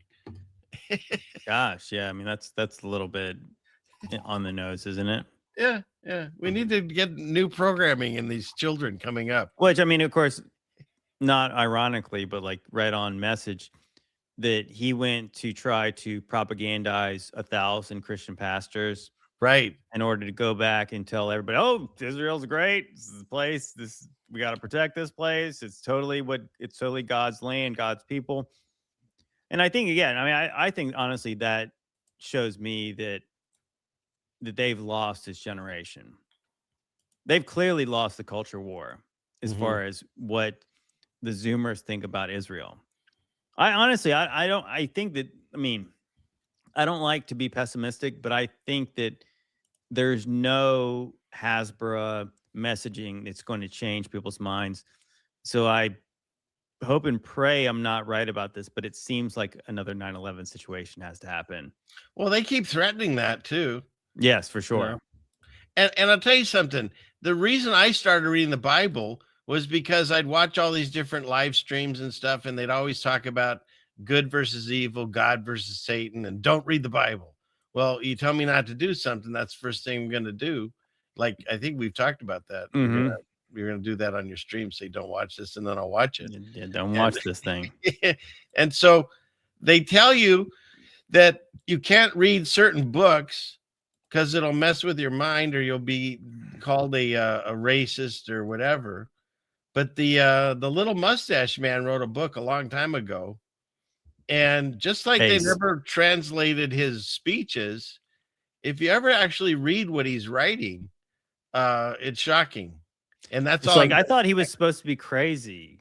It doesn't seem so crazy. I don't know. I'm just saying, read it on your own, but don't let anyone see you read it. I will say this: that if you guys have not watched Europa, that was like a documentary that I was totally sick when I watched it, because I was like, not because I thought it wasn't true, but I was like, man.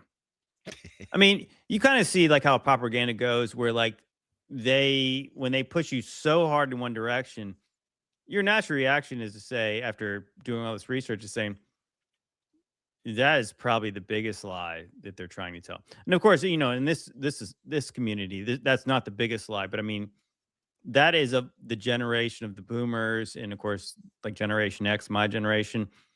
That is something that has been so hammered into our skulls that this is true. This is, if you disagree with the narrative about World War II, you are not only wrong, but you're evil. And so like they try really hard, but of course, I think at this point, that seems like, again, that ship has sailed, just like the USS Liberty. It's been bombed by our greatest ally. Allegedly. Allegedly, yeah. True. Yep. Yeah, that's true. Yeah. It's fascinating. You know, now that you're on YouTube so long, there's certain things, words and things you just can't talk about. And people don't think that, you know, they think we're in a free speech country. But well, I mean, that's the thing. It's like the things you can't talk about it. Those are the things you probably should be talking about. And of course, we as YouTubers, we need to be careful about what we can and can't talk about. But yeah, like that people need to be having their own conversations. And I would encourage people to do their own research about things, because yeah, if they lied about 2020, like, you don't think they lied about 1941, 1939? Once someone's proven to be a liar, puts everything in question. And when you start researching it, it's like, wait, they lied there too. Oh, wait, they lied there too. And a lot of it is provable. They'll tell you they went to war, but it was, fake and this and that and whatever. So then you do the connection and say, well, maybe they lied about this thing and that thing. And it's, well, you know what they always say is that the winners write the history books. I mean, that's right. That's probably one thing they're really not lying about. That's actually probably really accurate. And the winners, the liars, are telling us that too, which is really funny. Yeah, my buddy Max, we did a stream one time, and he was like, "It's kind of weird that the good guys won every major war, right? They've never lost." I love it. I was like, "Yeah, that is interesting, right? The good guys always won." Okay, let me rapid fire a few of these, because I do want to talk to you about this other thing here at the end. Yeah, we're gonna get. I did see. I got some shade thrown at me because they said it was fun, but we didn't get through enough tabs. I know I get in trouble if I don't go my tabs. I think we did that last time too. Okay, so 23andMe, which I have said forever, is a complete joke. They take your money and they write whatever they want. This guy swapped his wanted to see what would happen if I sent my pet lizard DNA into 23andMe. And so with the help of my wife, we extracted enough saliva to send off in the mail. We were so excited to see the results.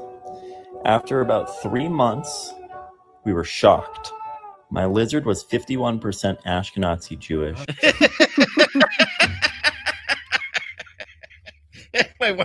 my wife says, "Of course." I was waiting for the joke to be that it's got close relatives in both the Rothschild family and also the Clinton family. Yeah. But of all things, like, it's always juice boxes. Like, even the lizard, Yeah.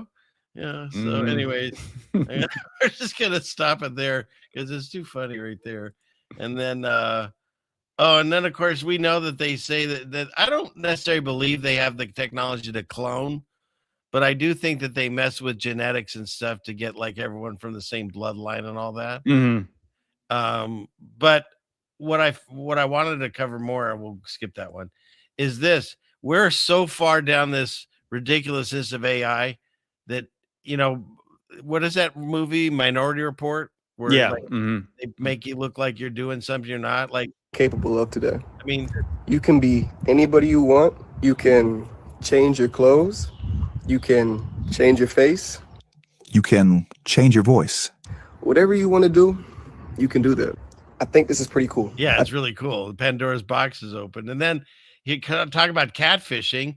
Check this out. Does it work when I speak as well? I have not tried that before.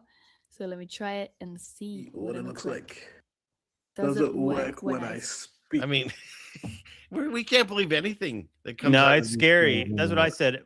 When that new Sora 2 app came out, for the AI video, I mean, it is frightening to think, because of course I think that probably I'm not alone thinking this, that if they're releasing this now to everyone, like what have they had for the last 10 years?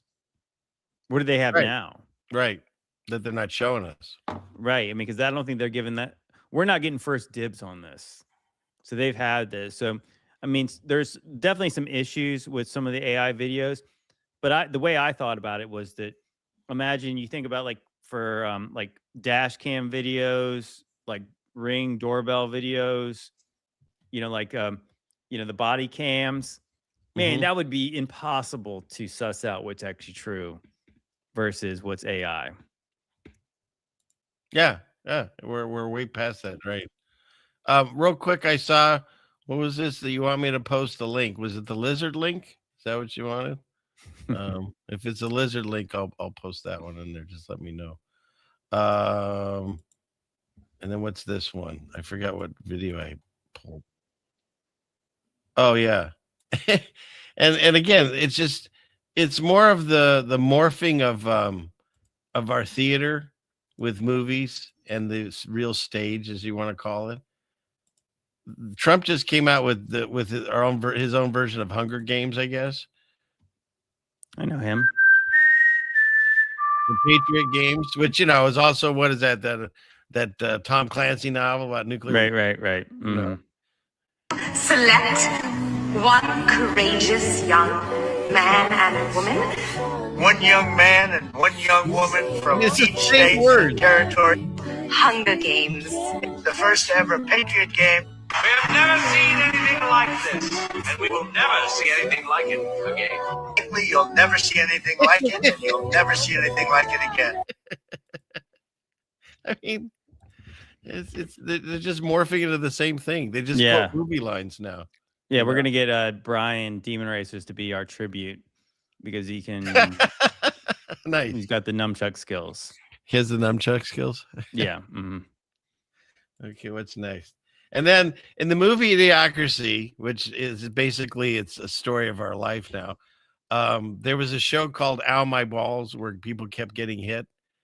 But since we're way past that, here's the first guy that ever actually kicked himself in the balls.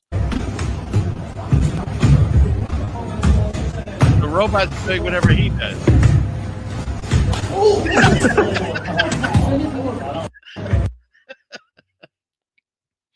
I love how the robot feels his pain too.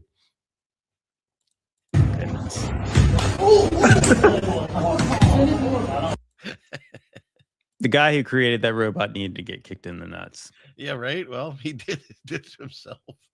So, okay, there's that.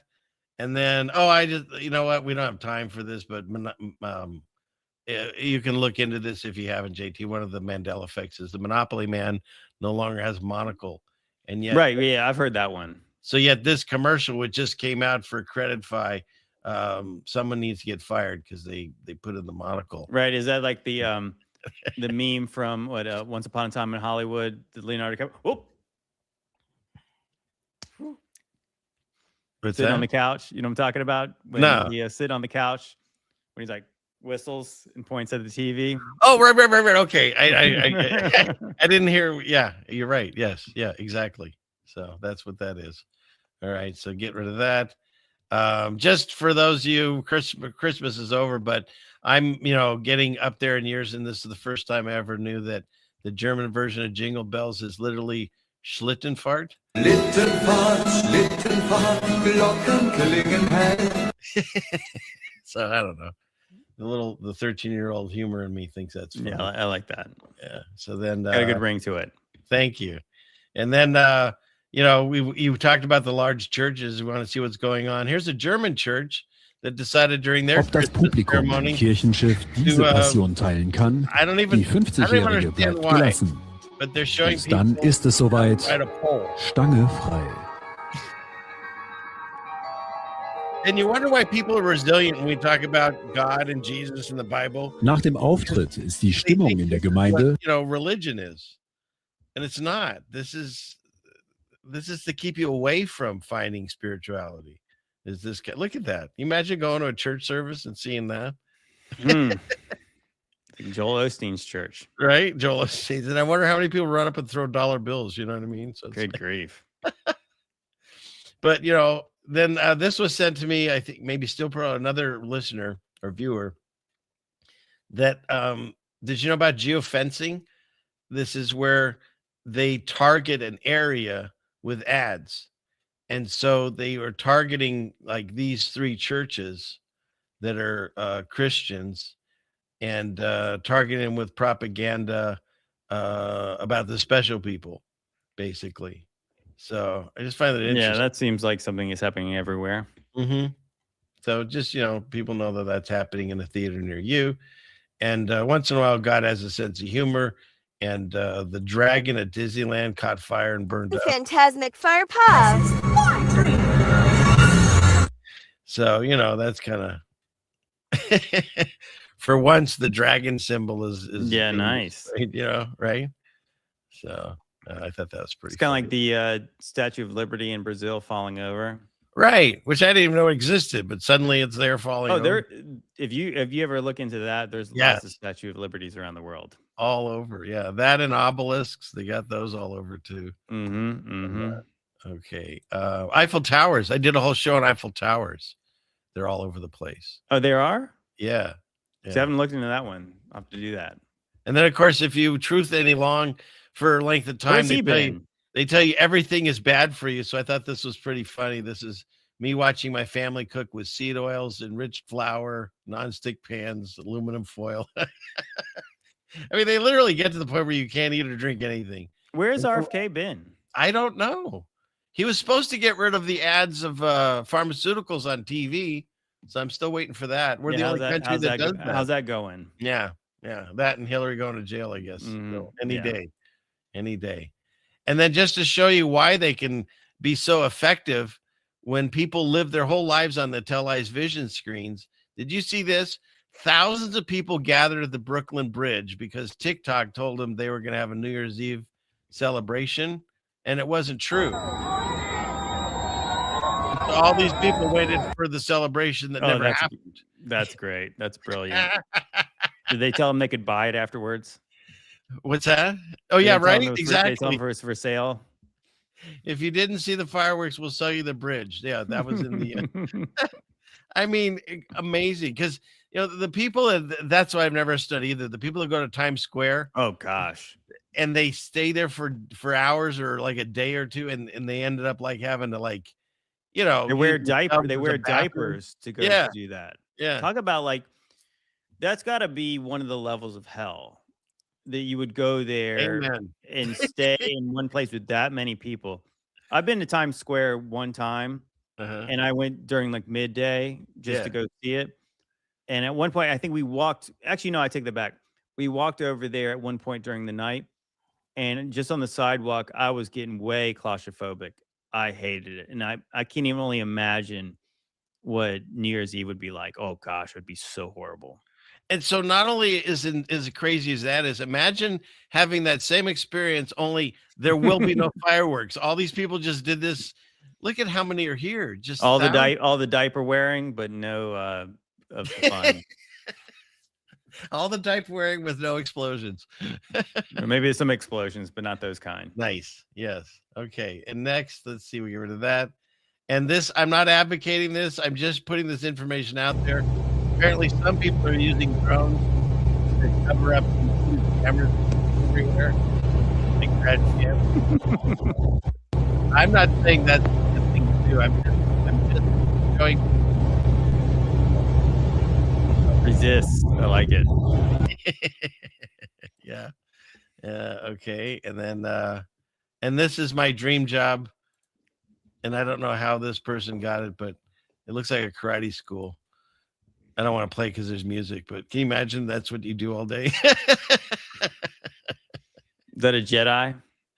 Yeah, right. I think it's Anakin when he took out all the young Jedis. Right, the younglings. The younglings. Douche. Oh my gosh. What'd you do today, honey? Oh, I bashed a bunch of kids with a ball. My arm's a little, my shoulder's a little sore from throwing this ball too much. Tell me he's not having way too much fun doing it, though. I'm just saying. Reminds me of Billy Madison, right? The dodgeball part. Right. You're all in big trouble. So anyways, okay, so there's that. And then let's see. Okay, that's the lizard thing. I think they wanted the lizard thing. We're gonna have to watch it again. No, I'm just throwing in the chat for people wanted it. So I wouldn't be mad if you played it again. Oh, okay. Oh. Wanted to see what would happen if I sent my pet lizard DNA into 23andMe. And so with the help of my wife, we extracted enough saliva to send off in the mail. We were so excited to see the results. After about 3 months, we were shocked. My lizard was 51% Ashkenazi Jewish. It was also 48% West Asian. This was really interesting. But it's just like, of all things, of course, right? Sometimes I just love the internet. I know. Because while we're doing other things, someone else is looking up something else. So, yeah. Mm-hmm. All right. So, okay, we got rid of that. Hey, we got rid of those tabs. Delete that group. Okay. I really did want to talk to you about this because more and more people are finding this happening. Let's see. First, I'll start with this. Work our way up to these two tabs. I'll come up that one in a second here. Wait, where is it? This guy. My phone. I know everyone hates to hear her again, but check this out. See, my phone is actually on my lap, and you know, I know I've been teased about this, but I like these kinds of ear pods that have the thing. So do I. Because I served on the Senate Intelligence Committee. I have been in classified briefings, and I'm telling you, like, don't be on the train using your ear pods and thinking somebody can't listen to your conversation. I'm just telling you, that's a little bit more secure. Okay. And then to prove that point, here's this patent. Apple filed a patent, you know, and usually it has trip sixes in it, but I didn't see it in that one, with the earbuds that allows Apple to read your brainwaves. Okay. So it's in this patent that they can read your brainwaves. So I've said we've experienced this, and I will see if you have. My wife and I, of course, everyone's experienced if you talk in front of your phone, then you get the ads and stuff. Yeah, right. Mm-hmm. It got to the point where you just thought of something and then you'd get the connection. Yeah. And that's really weird when that happens. And we didn't really talk about it a lot because, you know, people already think you're nuts when things you talk about. But when you talk about, yeah, my phone actually can read my thoughts, then you get more and more people are experiencing this. Years and recently ripped. So he had this watch for years. He says I've had this watch for many years and recently ripped. Yeah, I saw this. Anybody? I didn't search for anything. I only thought about buying a new one. I only thought about it, which is the crazy part because I go into Facebook and the first thing I see is this. The exact watch. Same brand, same everything. I can see Casio, G-Shock, whatever. How do you know? How? You know, and that's one. And then I found this one came at the same week. This gal. Are we all just going to pretend that we're not thinking about things and then getting ads for them? Are we just going to all pretend like that's not happening? Because I kind of remember when this happened originally and we would say something out loud and then we get an ad for it and we were like, oh my God, they're listening. And now it's like, of course they're listening. Like, duh. I feel like now we've gone to the next level where like, I have thought many things that I haven't said out loud and then I get an ad for it. And I've heard other people say the same thing. Have you experienced that? Because now it's like, oh, are they just reading our minds and we're just all like, that's fine. Because I personally have like a lot of ideas and dirty thoughts that I don't really want anyone else to read. Or are we all just we're all just gonna accept it like we did with them listening? Yeah, and that's the thing. We were all waiting for the movie Matrix where they have to plug something in, or Elon says he's going to put a brain chip in us. I don't understand how this works. Nobody does, but I don't understand how this works, JT, but I can tell you for a fact, we're already connected somehow to this machinery. Now you can talk about the ether and how, you know, everything is electrical and, you know, the atoms make up, you know, this, that, and the way that the positive, negative. So we get it, it's all connected. It's all electrical, but somehow we're already connected to these machines in ways that we don't understand. And people sometimes will watch a program, even a podcast that maybe was done a year ago, and then my wife or I will say something, maybe an entire sentence, and that person says the same, sometimes at the same time. And the fact that, things that you think about are now appearing, I don't understand how it's connected, but we're already there. Have you had experience with this? This might not be a great example, but just this week, so, I'm a gym guy. I like to work out. So I've been taking creatine. That's one of probably the best supplements you can take. And I was getting low on my creatine thing. And so I went to Amazon, and before I even had to search it, it was like literally the first thing that was up right there. And that was just on Thursday. Okay. I just went there. I mean, it could have been that, hey, if this guy uses every day, he's probably at the end. Obviously that they would be smart enough to know that, but I was like, whoa, that was really interesting. That was literally like, they said, do you want this? Like literally as I went to go buy it. And of course I didn't say anything about it. I just went to go just shop, and it was right there. Yeah. There's probably been more examples, but yeah, there's definitely been that kind of sort of thing. I know that, the listening part, famously what Zuckerberg had tape over his microphone. Yeah. I mean, it could just be that we're predictable at this point. Right? Like they know so much about us. Yeah, but this is like a step beyond, it seems. No, I mean, yeah. I don't know. It's like, can they actually read our minds? I don't really believe so, because I think that our own minds are complicated, and I don't even know if I can ever think about what I'm going to think about. But, but I guess I don't know what I don't know, so I don't know. Well, here, I'll tell you what, and that was really prophetic. I like what you said there. I don't know what I don't know, and that's what I don't know. I don't know. I don't know. But here the thing is that they, you just made me, I completely lost my train. I don't know. No, that the fact that we can think of these things and then get the, the ads and so forth somehow, like, okay, I know the television, when they came out with the smart TVs, they straight up tell you now that they can be used the other way. It's kind of like the Ring and Lord of the Rings. Once you stare into this long enough, it can stare back.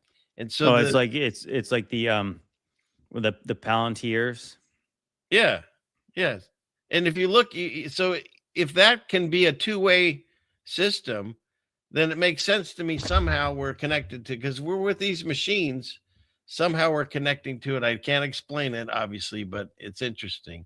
And you really think about it, like with the Bluetooth headphones, like what is the Bluetooth? Can that suss out some thoughts? Yeah. The Kamala Harris clip, though, was really, she's just the worst. The cackling and everything. It's hard to play her. But I mean, like to laugh about, how they can listen to what you're listening to. That is some Machiavellian, just 1984 stuff. Yeah. And it's like, that's not funny. No, everything to her is funny. Oh, but they can totally listen on to you when you're not breaking any laws. This is totally illegal, but this is totally hilarious at the same time.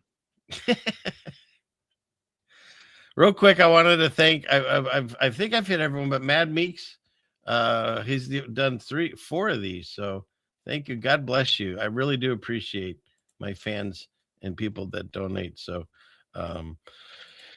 even you guys aren't allowed to say no. Mad Meeks. I just said Max Meeks. So there. Thank you for that. God bless. Okay. What's left? I feel like if I didn't do this, of course, they get mad at me if I don't play all my tabs, and they get mad at me if I don't talk a little bit of space. So let's do that. This week in scary space news.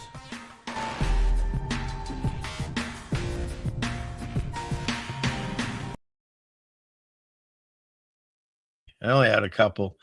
A microwave-sized factory is now running in space. They're making semiconductors in microgravity. They just can write whatever they want. You know what I mean? What is microgravity? Who knows? I mean, how far do you want me to take this nonsense? Yeah, gosh. And microgravity. So, I don't know. I mean, we can look it up, but I don't know. It's just it's one of the most exciting moments of his life, he says. Mm. And then they have cartoons and stuff showing. Right. Of course, because none of it's real, I guess. It's like, anyways, it looks like they have the same kind of like tinfoil they used on the moon lander, so that's Yeah. I mean, what is it? Voyager is still going since the 70s, and like what kind of they say it has a battery that I think it's like absorbs photons in space and then decays them into a battery. And like, why can't we figure this stuff out on Earth and drive cars with these batteries or whatever? You know what I mean? Like, yeah, right. Well, I mean, that is unbelievable, but the idea of how far is supposedly Voyager away from Earth now? Yeah, and we still get pictures and sound and stuff. They can still communicate with it. Yeah, I can't get service on my porch, but we can still hear. So stupid. So, and then what's this last one here of? There's a new lemon planet discovered that shouldn't exist. Discovered, and scientists say nothing about it is normal. Well, because they make it all up. It was found by NASA's James Webb Space Telescope, and when first spotted, researchers were in awe of its unusual lemon shape. The planet has been labelled bizarre because it has the mass of the sun, but is only the size of a city on Earth. It's also just 1 million miles from its star, whereas Earth is 100 million miles away from the sun. How do you argue with people that just make shit up? You know what I mean? You can't. I really, it's really hard for me to wrap my mind around people believing any of that now. Oh. And I love space. I love that stuff. But now it's just so nonsensical. So what does it mean? It has the mass of the sun. So it means it's kind of like so dense, but it's only as big as a city. But are they trying to say that it's got the same kind of weight of the sun? And they know all this because why? Like, and how much does the sun weigh? Right. See, you're asking too many questions. I say that they usually answer your questions. JT would be because of science and math and shut up. And how many trillions of light years away is this thing? Yeah. I think one of the dumber, more hilarious things is that the James Webb can see so far that it can see back into time. Right, back in the past, before the Big Bang. Where the primary created evolution. Again, that's got to be one of the ones where they had to laugh when they said, "These idiots can believe this." But we do. We eat it up. You know, it's fascinating. Don't say we. Well, yeah. Well, some people do. I don't know. I've always been space. I've kind of, before I even got into all the conspiracies, you can probably tell, like, I've always been like a real skeptical person. I'm like, how do you know that? Like the idea that we know the sun is 100 million miles away, or 90. I thought it was 93 million. Yeah. Well, they keep changing though. They always do that too. They change it. So anyway, give or take 7 million miles. Yeah. So that they were saying that the only reason that the sun and the moon appear to be the same size in the sky is because one's way further away. But I was like, but how do you know how far either of them are away? Right. Like, wouldn't you have to know like one of the distances first? Oh, because math. And science and math, and shut up. Yeah, math. It's math, obviously. Like, obviously, we know how much it weighs, and this lemon planet weighs. Well, they always put like this schematic of all these things that nobody understands. And, they've been pushing that. I don't know if you've seen my work that I've done on Stephen Hawking's or Einstein. I did a whole thing on, like, for Einstein. It's like it was one photo shoot because he's wearing the same outfits and stuff. What about when he's wearing the woman's sandals? Well, the high heels. That was a different photo shoot. Here's the thing. Yeah, you're right. Here's the thing about Einstein. These are the things we know. He has that crazy picture sticking his tongue out. He possibly banged Marilyn Monroe, and he's super smart and proved, relativity and all that stuff. Meanwhile, all I found when I did my research on him, you can find him in front of a chalkboard with all kinds of equations. If anyone could send me one. I looked and I couldn't find a single video of him writing out an equation. It's always just there. Like someone else just wrote all this stuff and he stands for the photo op. I did find one time where he's standing with a piece of chalk and he sets it down. And then whenever he gives speeches about his theory of relativity, he reads it. Now, I don't know about you, but if I created something, an idea, I think at some point I'd have it memorized. Like you can quote scriptures and stuff because you've read it enough, you've got it memorized. Every time he does his speech, he's reading this theory or whatever, because I just think he was like the local stooge that they put in there to pretend to be this smart guy and prove their science, their theories, and their gravity and all this other stuff. Same thing with Hawking's. It's totally theater. I did one with him. First, he has an interpreter. Oh, the Larry Bird. Stephen Hawking goes, rah, rah, rah, rah. He's saying that he really enjoys speaking to you. And I was like, okay, this is getting ridiculous. I'm not buying it. So they put him in a robot machine like Star Trek, right? That he can first, it's like he can move his finger or something, and then he can't even do that. It works off of a thing on his eyeball. And supposedly where he looks, then it has these whole speeches that come out. Well, he's the only one we've ever had that technology for. I've never seen anyone else using that. Only that one guy. And he was there once again to push the whole space agenda and all that stuff. It's yeah. Owen Benjamin had a really funny video about that and saying it's like Han Solo and Chewbacca. Yeah, like, right. Yeah. No matter what, it's all these same growls, but like Han Solo can interpret whatever he's saying. Yeah. Yeah. So yeah, that's just part of the whole push on that, because it's all connected. They want to push space, they want to push millions of years, they want to push evolution, because all those things connected. The one thing disproves God. They don't want to talk about giants. They'll talk about giant animals and call them dinosaurs, but they won't talk about the giant min bones or whatever that they find. They all seem to disappear because we have to start with evolution. We were primordial soup that eventually, fish creature crawled out. And then some of them, this is my favorite part, eventually they grew up to be monkeys and us. But some of them said, screw it, I want to go back in the water. And that's how we get the whale evolution is probably one of the stupidest things you've ever heard. Is that this thing was a fish, became a mammal, and then decided to go back into the water. And that's and did not drown when it went back in. And they tell us that we're crazy for not believing that story, but they don't even hear themselves what they're saying, and we're all the in-between animals. They're all gone, and how come all the monkeys didn't eventually evolve? Some of them just said, I like it here, I'll just stop. Like the narratives don't even make sense once you start thinking about it. Well, the whole dinosaur thing is like they supposedly evolved back into chickens. Yeah, right. But how is that evolution? Isn't that de-evolution? Because it's like you're like this apex predator, and now you're the thing that gets eaten by everybody. But I thought the asteroid wiped everything out. How did right? So how did they evolve into anything if they all died? Yeah, I think one of the more sus things about the whole dinosaur thing is that where they supposedly find fossils, you guys can look this up. I want to say the majority of fossils are found 5 feet deep in the ground. So the average human is buried 6 feet deep in the ground. So the average human is deeper than them. And if they lived 100 million years ago, how many layers of sediment would be on top of them?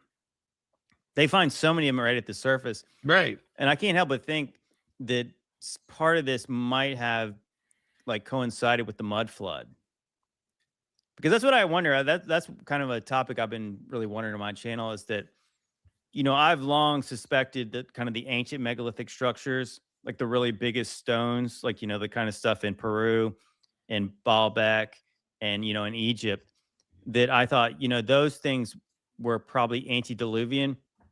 But we already know that there's a layer of sediment that's covered everything almost in modern times, covered ancient Rome. Then wouldn't those things from in the days of Noah be way deeper than that? Because they would have had a layer of sediment by the deluge added, and then you'd have this extra layer. So the things that are kind of more toward the surface, those things might have got buried way more recently. So like those kind of, whatever those dinosaur bones are, that could be dragons or just some kind of like Nephilim creatures. Right. Like were those way later buried? They're not even that old. No. Because I started to wonder too, like, did they talk about seeing, like, findings like fossils of sea life on mountains and things like that. And of course, that makes sense biblically about the deluge. But I started to wonder, like, that, let's just say you find like a Tyrannosaurus Rex skull. Could that have been a sea creature? Yeah, right? If you didn't find the whole body, like, you know what I mean? Like that, I believe that you see these old maps and whatever the continents are way different than they used to be.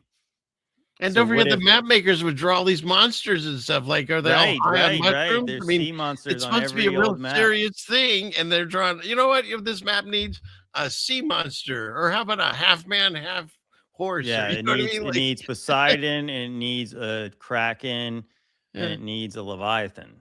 Yeah. So, like, I want to say that, like, what is it? Death Valley is below sea level, in like between California and Nevada, and then you see those old maps where California was an island. So you find some old fossil there. It's very likely it could have been some kind of sea creature. Oops, wrong one. This one here. Yeah, I think there's still giants. Yeah. I mean, they had that whole red-headed giant that the Marines apparently found. The Kandahar giant? Yeah, yeah. So is that true, though? I mean, I don't know. I guess it could be. I mean, I leave I leave room some possibility for some things to come out of caves and inside the earth. I used to believe in the Admiral Pike interview, and then I realized, well, no, he's not going to be able to say all this stuff unless they want that information out. So now it's compromised too. You know what I mean? Yeah. No, I mean, get the main stage for that reason. Yeah, I mean, truth be told, it's like, yeah, there's still, I leave room open for all these kind of things, but when you see these fantastical stories about the stuff that happened in Afghanistan, everything that happened in that war was a lie. So, I mean, I don't know if I believe any of it. And Max Meeks, I said Mad Meeks, sorry. So, thank you again. All right. It's an angry super chat. Love you. Okay. What's next? I think I cleared all our tabs there that I wanted to go over, honestly. But yeah, I'll tell you something. One of the things that I really do enjoy talking with you is, like I said, there's so few people that want to not just discuss what's happening in the world, but then explain how it's connected. And I feel that, it's a spiritual battle. And this whole theater that's going on is to not only keep us occupied, but also keep us denying our true whoever we really are. It's just part of that. That's the main. It's interesting because I was with different groups throughout my awakening, and the flat earth and this, that, the other. And no matter what group I was with, the one thing that was kind of taboo they didn't want to discuss was God. Like, okay, we can talk about melted things, but we don't want to say God's judgment or Jesus Christ or any of that. We can talk about flat earth, but we don't want to say there's a firmament and, the Bible's real. And it tells you in the first few pages of the book where you live. So it's the, what is that called? Gatekeeping. Yeah. It seems like everywhere you turn to find information, there's a gatekeeper to even like Owen Benjamin. He's so funny. And he was part of our awakening. My wife and I were watching him. He used to do these streams where he'd sit outside and angrily throw wood into this little fire pit that he had or whatever. And we watched his progress because it was happening at the same time as us, whether it was real or not. I just know at that moment it seemed it. And he was trying to argue against flat earth.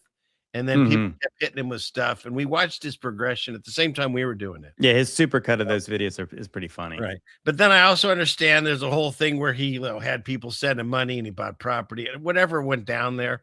So what I would like to make sure the audience realizes is no matter who you're listening to, look in the information, like some of these tabs and stuff for the discussions we have. Go look into it yourself and research it like we do on not just like, NPR or Fox or whatever. Go into these, Twitter or whatever while they're still viable, because they're slowly, turning the screws on all that stuff too. But I still feel that there's still information on Twitter you can find and research this. And I'll be shocked if you don't find out that all the roads lead to the same thing, that God is real, that you're not an insignificant speck of dust flying through space. He knows who you are. Then literally the hairs on your head are numbered. He takes care of the birds. He'll take care of you. He wants a relationship. You just have to ask for it and accept it. Amen. Amen. Excuse me. See, devil's trying to keep you from talking. Mm-hmm. Yeah, amen. Yeah, I mean, I don't feel like I need a lot of credit for doing that. That's who, when God woke me up, that's who I was right away. And I had no idea where God was going to take me with the platform he gave me and how it's grown. So I've just been trying to be true to him. And I remember early on when I was first making certain videos, I started to think like, well, I knew when I started to do more Bible study type content on TikTok, it would be way shadow banned. Like my average video would be getting tons of views, and I would just mention Jesus once in a video, and I could just tell like immediately it was dead on arrival. Yeah. And so I was like, so part of me, my flesh said, well, don't make videos like that. But then I thought, well, if I'm really doing it for the right reasons, then I'm going to do it regardless how many views I get. Mm-hmm. And so I remember I just felt like I needed to be, especially if I was getting shadow banned for talking about it, I needed to talk about it more. So yeah, of course I do feel like that. Yeah, God's definitely shown me that way where I'm just being true to what I believe. And I think that the people who are in this community, they definitely value authenticity, so that they can suss out people who are not being genuine. So like I want to honestly be who I am, and I would not have a platform if it wasn't for him. So Amen. Yeah, I'm never going to stop talking about I'm never going to stop pointing people back to Jesus, because that all this stuff is just noise and nonsense, right, if it doesn't come back to him. The rest of it doesn't matter. And the only reason I even turned my camera on originally was because I saw the nonsense of the world and I wanted to speak out. And then I'll never forget it. One day I went up to my wife and I said, I have to talk about God and Jesus. And I never stopped after that. You just get it. I had this feeling. And I know every time, I mean, not tonight, God bless you. Thank you for sending your people over to your fans. I got almost 300 people here. So thank you. Of course. But normally when I talk about anything, the second I start talking about the Bible, so I can watch 20 people just like fade away. And, it is what it is. But I have to continue to do this show the way that it's put in my heart. And if I have more subs or if I have less subs, it doesn't matter to me. Because at the end of the day, when I feel that I've done whatever it is God wants me to do here, I'll just shut it off. You know what I mean? But for now, this is what I feel my purpose is. I'm reaching people. And most of the time, I'll never know if I've made a connection or if I've done something that woke something up in them. But occasionally, I'm sure you get it too. You'll get that one person that writes you and says something about how you've helped them with their spiritual journey. Mm-hmm. And like, that's it right there. Yeah. Would it like to be one of these channels that, has all kinds of subs and makes all kinds of money? Sure. It'd be nice to not have to work in addition to doing this. But for me right now, this show is serving whatever God's purpose is. And if it's to only reach that one person, well, that's what I'm doing it for. And then also I do it because otherwise I'd drive my wife crazy. She'd have to hear this all day long. Right. Who would you tell all these weird things? Exactly. How many tabs could you share with your wife before she wanted to divorce you? I try not to. The only time I'll share with her is if one I'm not sure about, and if she gives me a face like that, she smelled something funny, that I won't play that one. But I tried not to, because she also has to hear the show. I don't want to have to go through it more than, multiple times. So I always think about it like this, and I've made this point on my show before, is that when I've made videos, especially early on and like on my TikTok days, when I was getting millions of views on a video, it's easy to make videos when you're getting millions of views, or potentially even hundreds, whatever the view count is for you. It's easy when your videos are very successful. But part of me thinks like that the more that I have reach and the more that every video hits, it's like I'm getting my reward right now. Right. Right. Like, because it's not hard to do it when you're getting like all the adulation, the clicks, the likes, the subscribes, and all the back slapping comments about how great you are. But like, you're not getting reward in heaven when you're getting it here. Right. So that's what I always have to remind myself of, like that sometimes when you do say like, oh man, like I don't even feel like doing a video today because it's really not going to do well.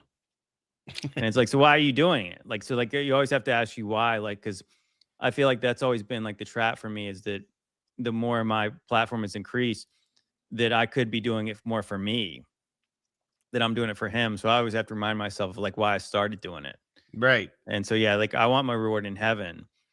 And so it's difficult to balance like the success that you might get and versus like why, like what's your really why in this space. And I think that, yeah, I would rather reach people talking about doing a Bible study than doing a lot of things I do. But I mean, of course, like a lot of this is just, my channel's always kind of just been me talking about what I want to talk about. Mm-hmm.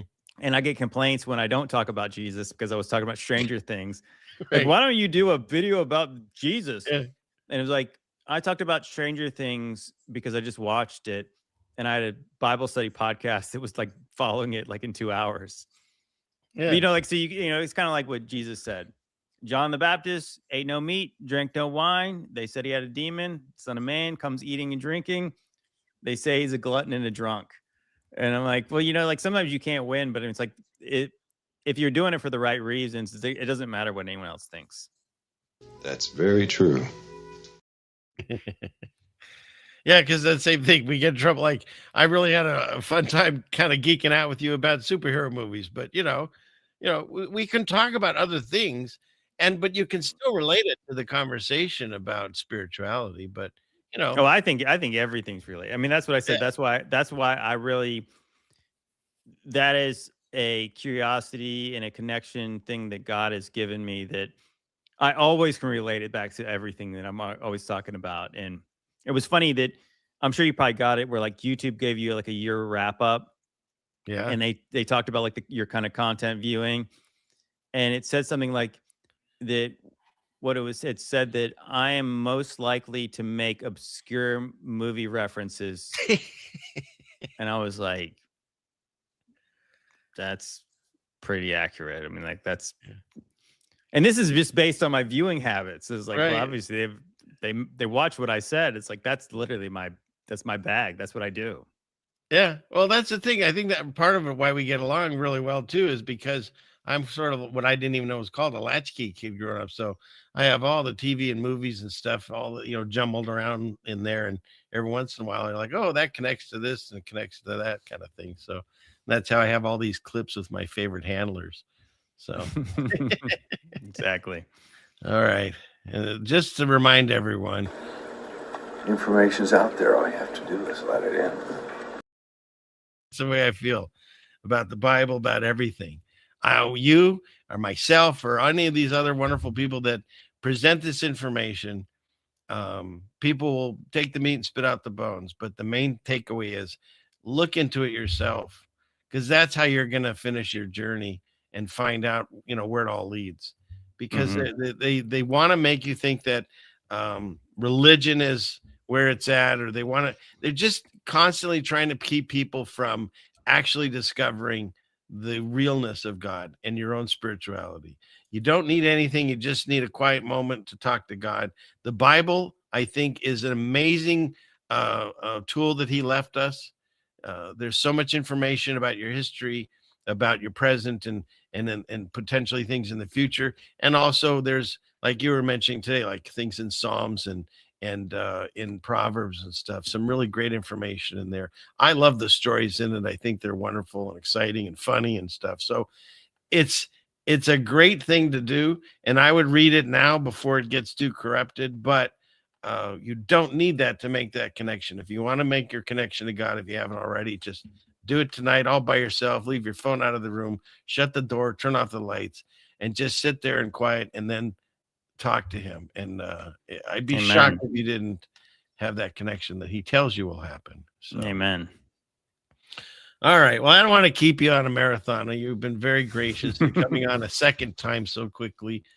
I do enjoy any time that you have time for me. So yeah, for sure. Yeah, it's always a great time. I said I love the peeps. I knew a lot of my peeps will be in here, and I appreciate all you guys for hanging with me, watching 2 live streams with me today.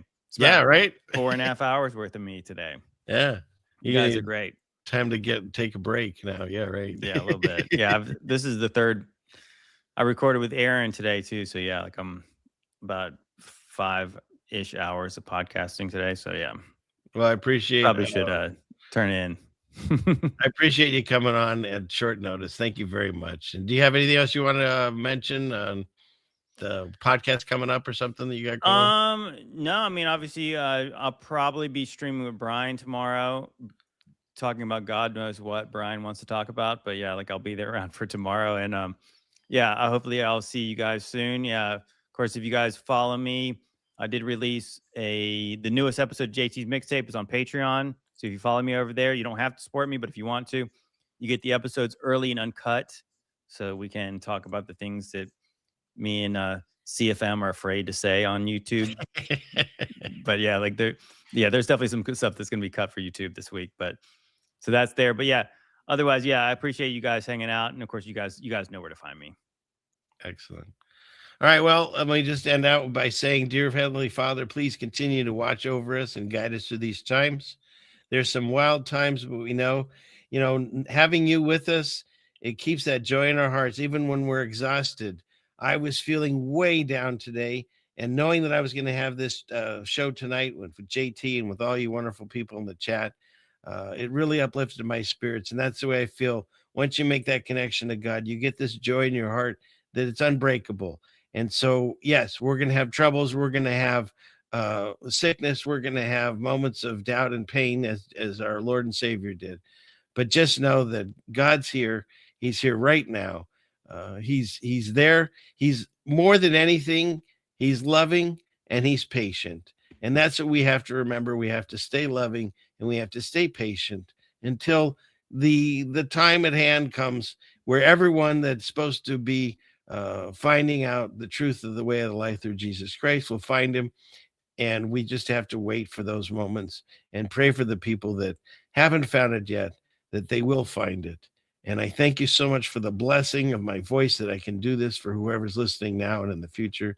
And I thank you for the blessing of the JT bump that I always get with more subscribers and viewers, because I know it just increases the message that you want me to say for those that want to hear it. And so thank you very much for all of those blessings, and continue to watch over all of us and our families and loved ones, and keep loving our hearts. In Jesus' name I pray.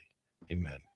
Amen. Yeah, I feel the same way. It's funny. I was feeling like a little bit, I wouldn't say I was really down, but I was feeling I had a little bit of angst today, and I had my stream with Vitaly and this, and I was like finishing on a high note. Yeah, I feel good. So that's how it kind of is in the podcast thing. Sometimes you're just like, I don't even feel like doing this today. Yeah. But I'm always glad that I did. Right? Yeah. Amen. Sure. All right. Well, with that, I have 2 things left. I dismissed the class with the knife in his leg. He says this. Class is dismissed. So don't forget to check over at JT Streams. He's got all kinds of things going on over there. And if nothing else for me, I'll be here next Friday, same bat time, same bat channel. Check your local listings. Thank you again, JT, for being here. I really appreciate it. You're welcome. God bless y'all. All right. Good night. I'm the satellite.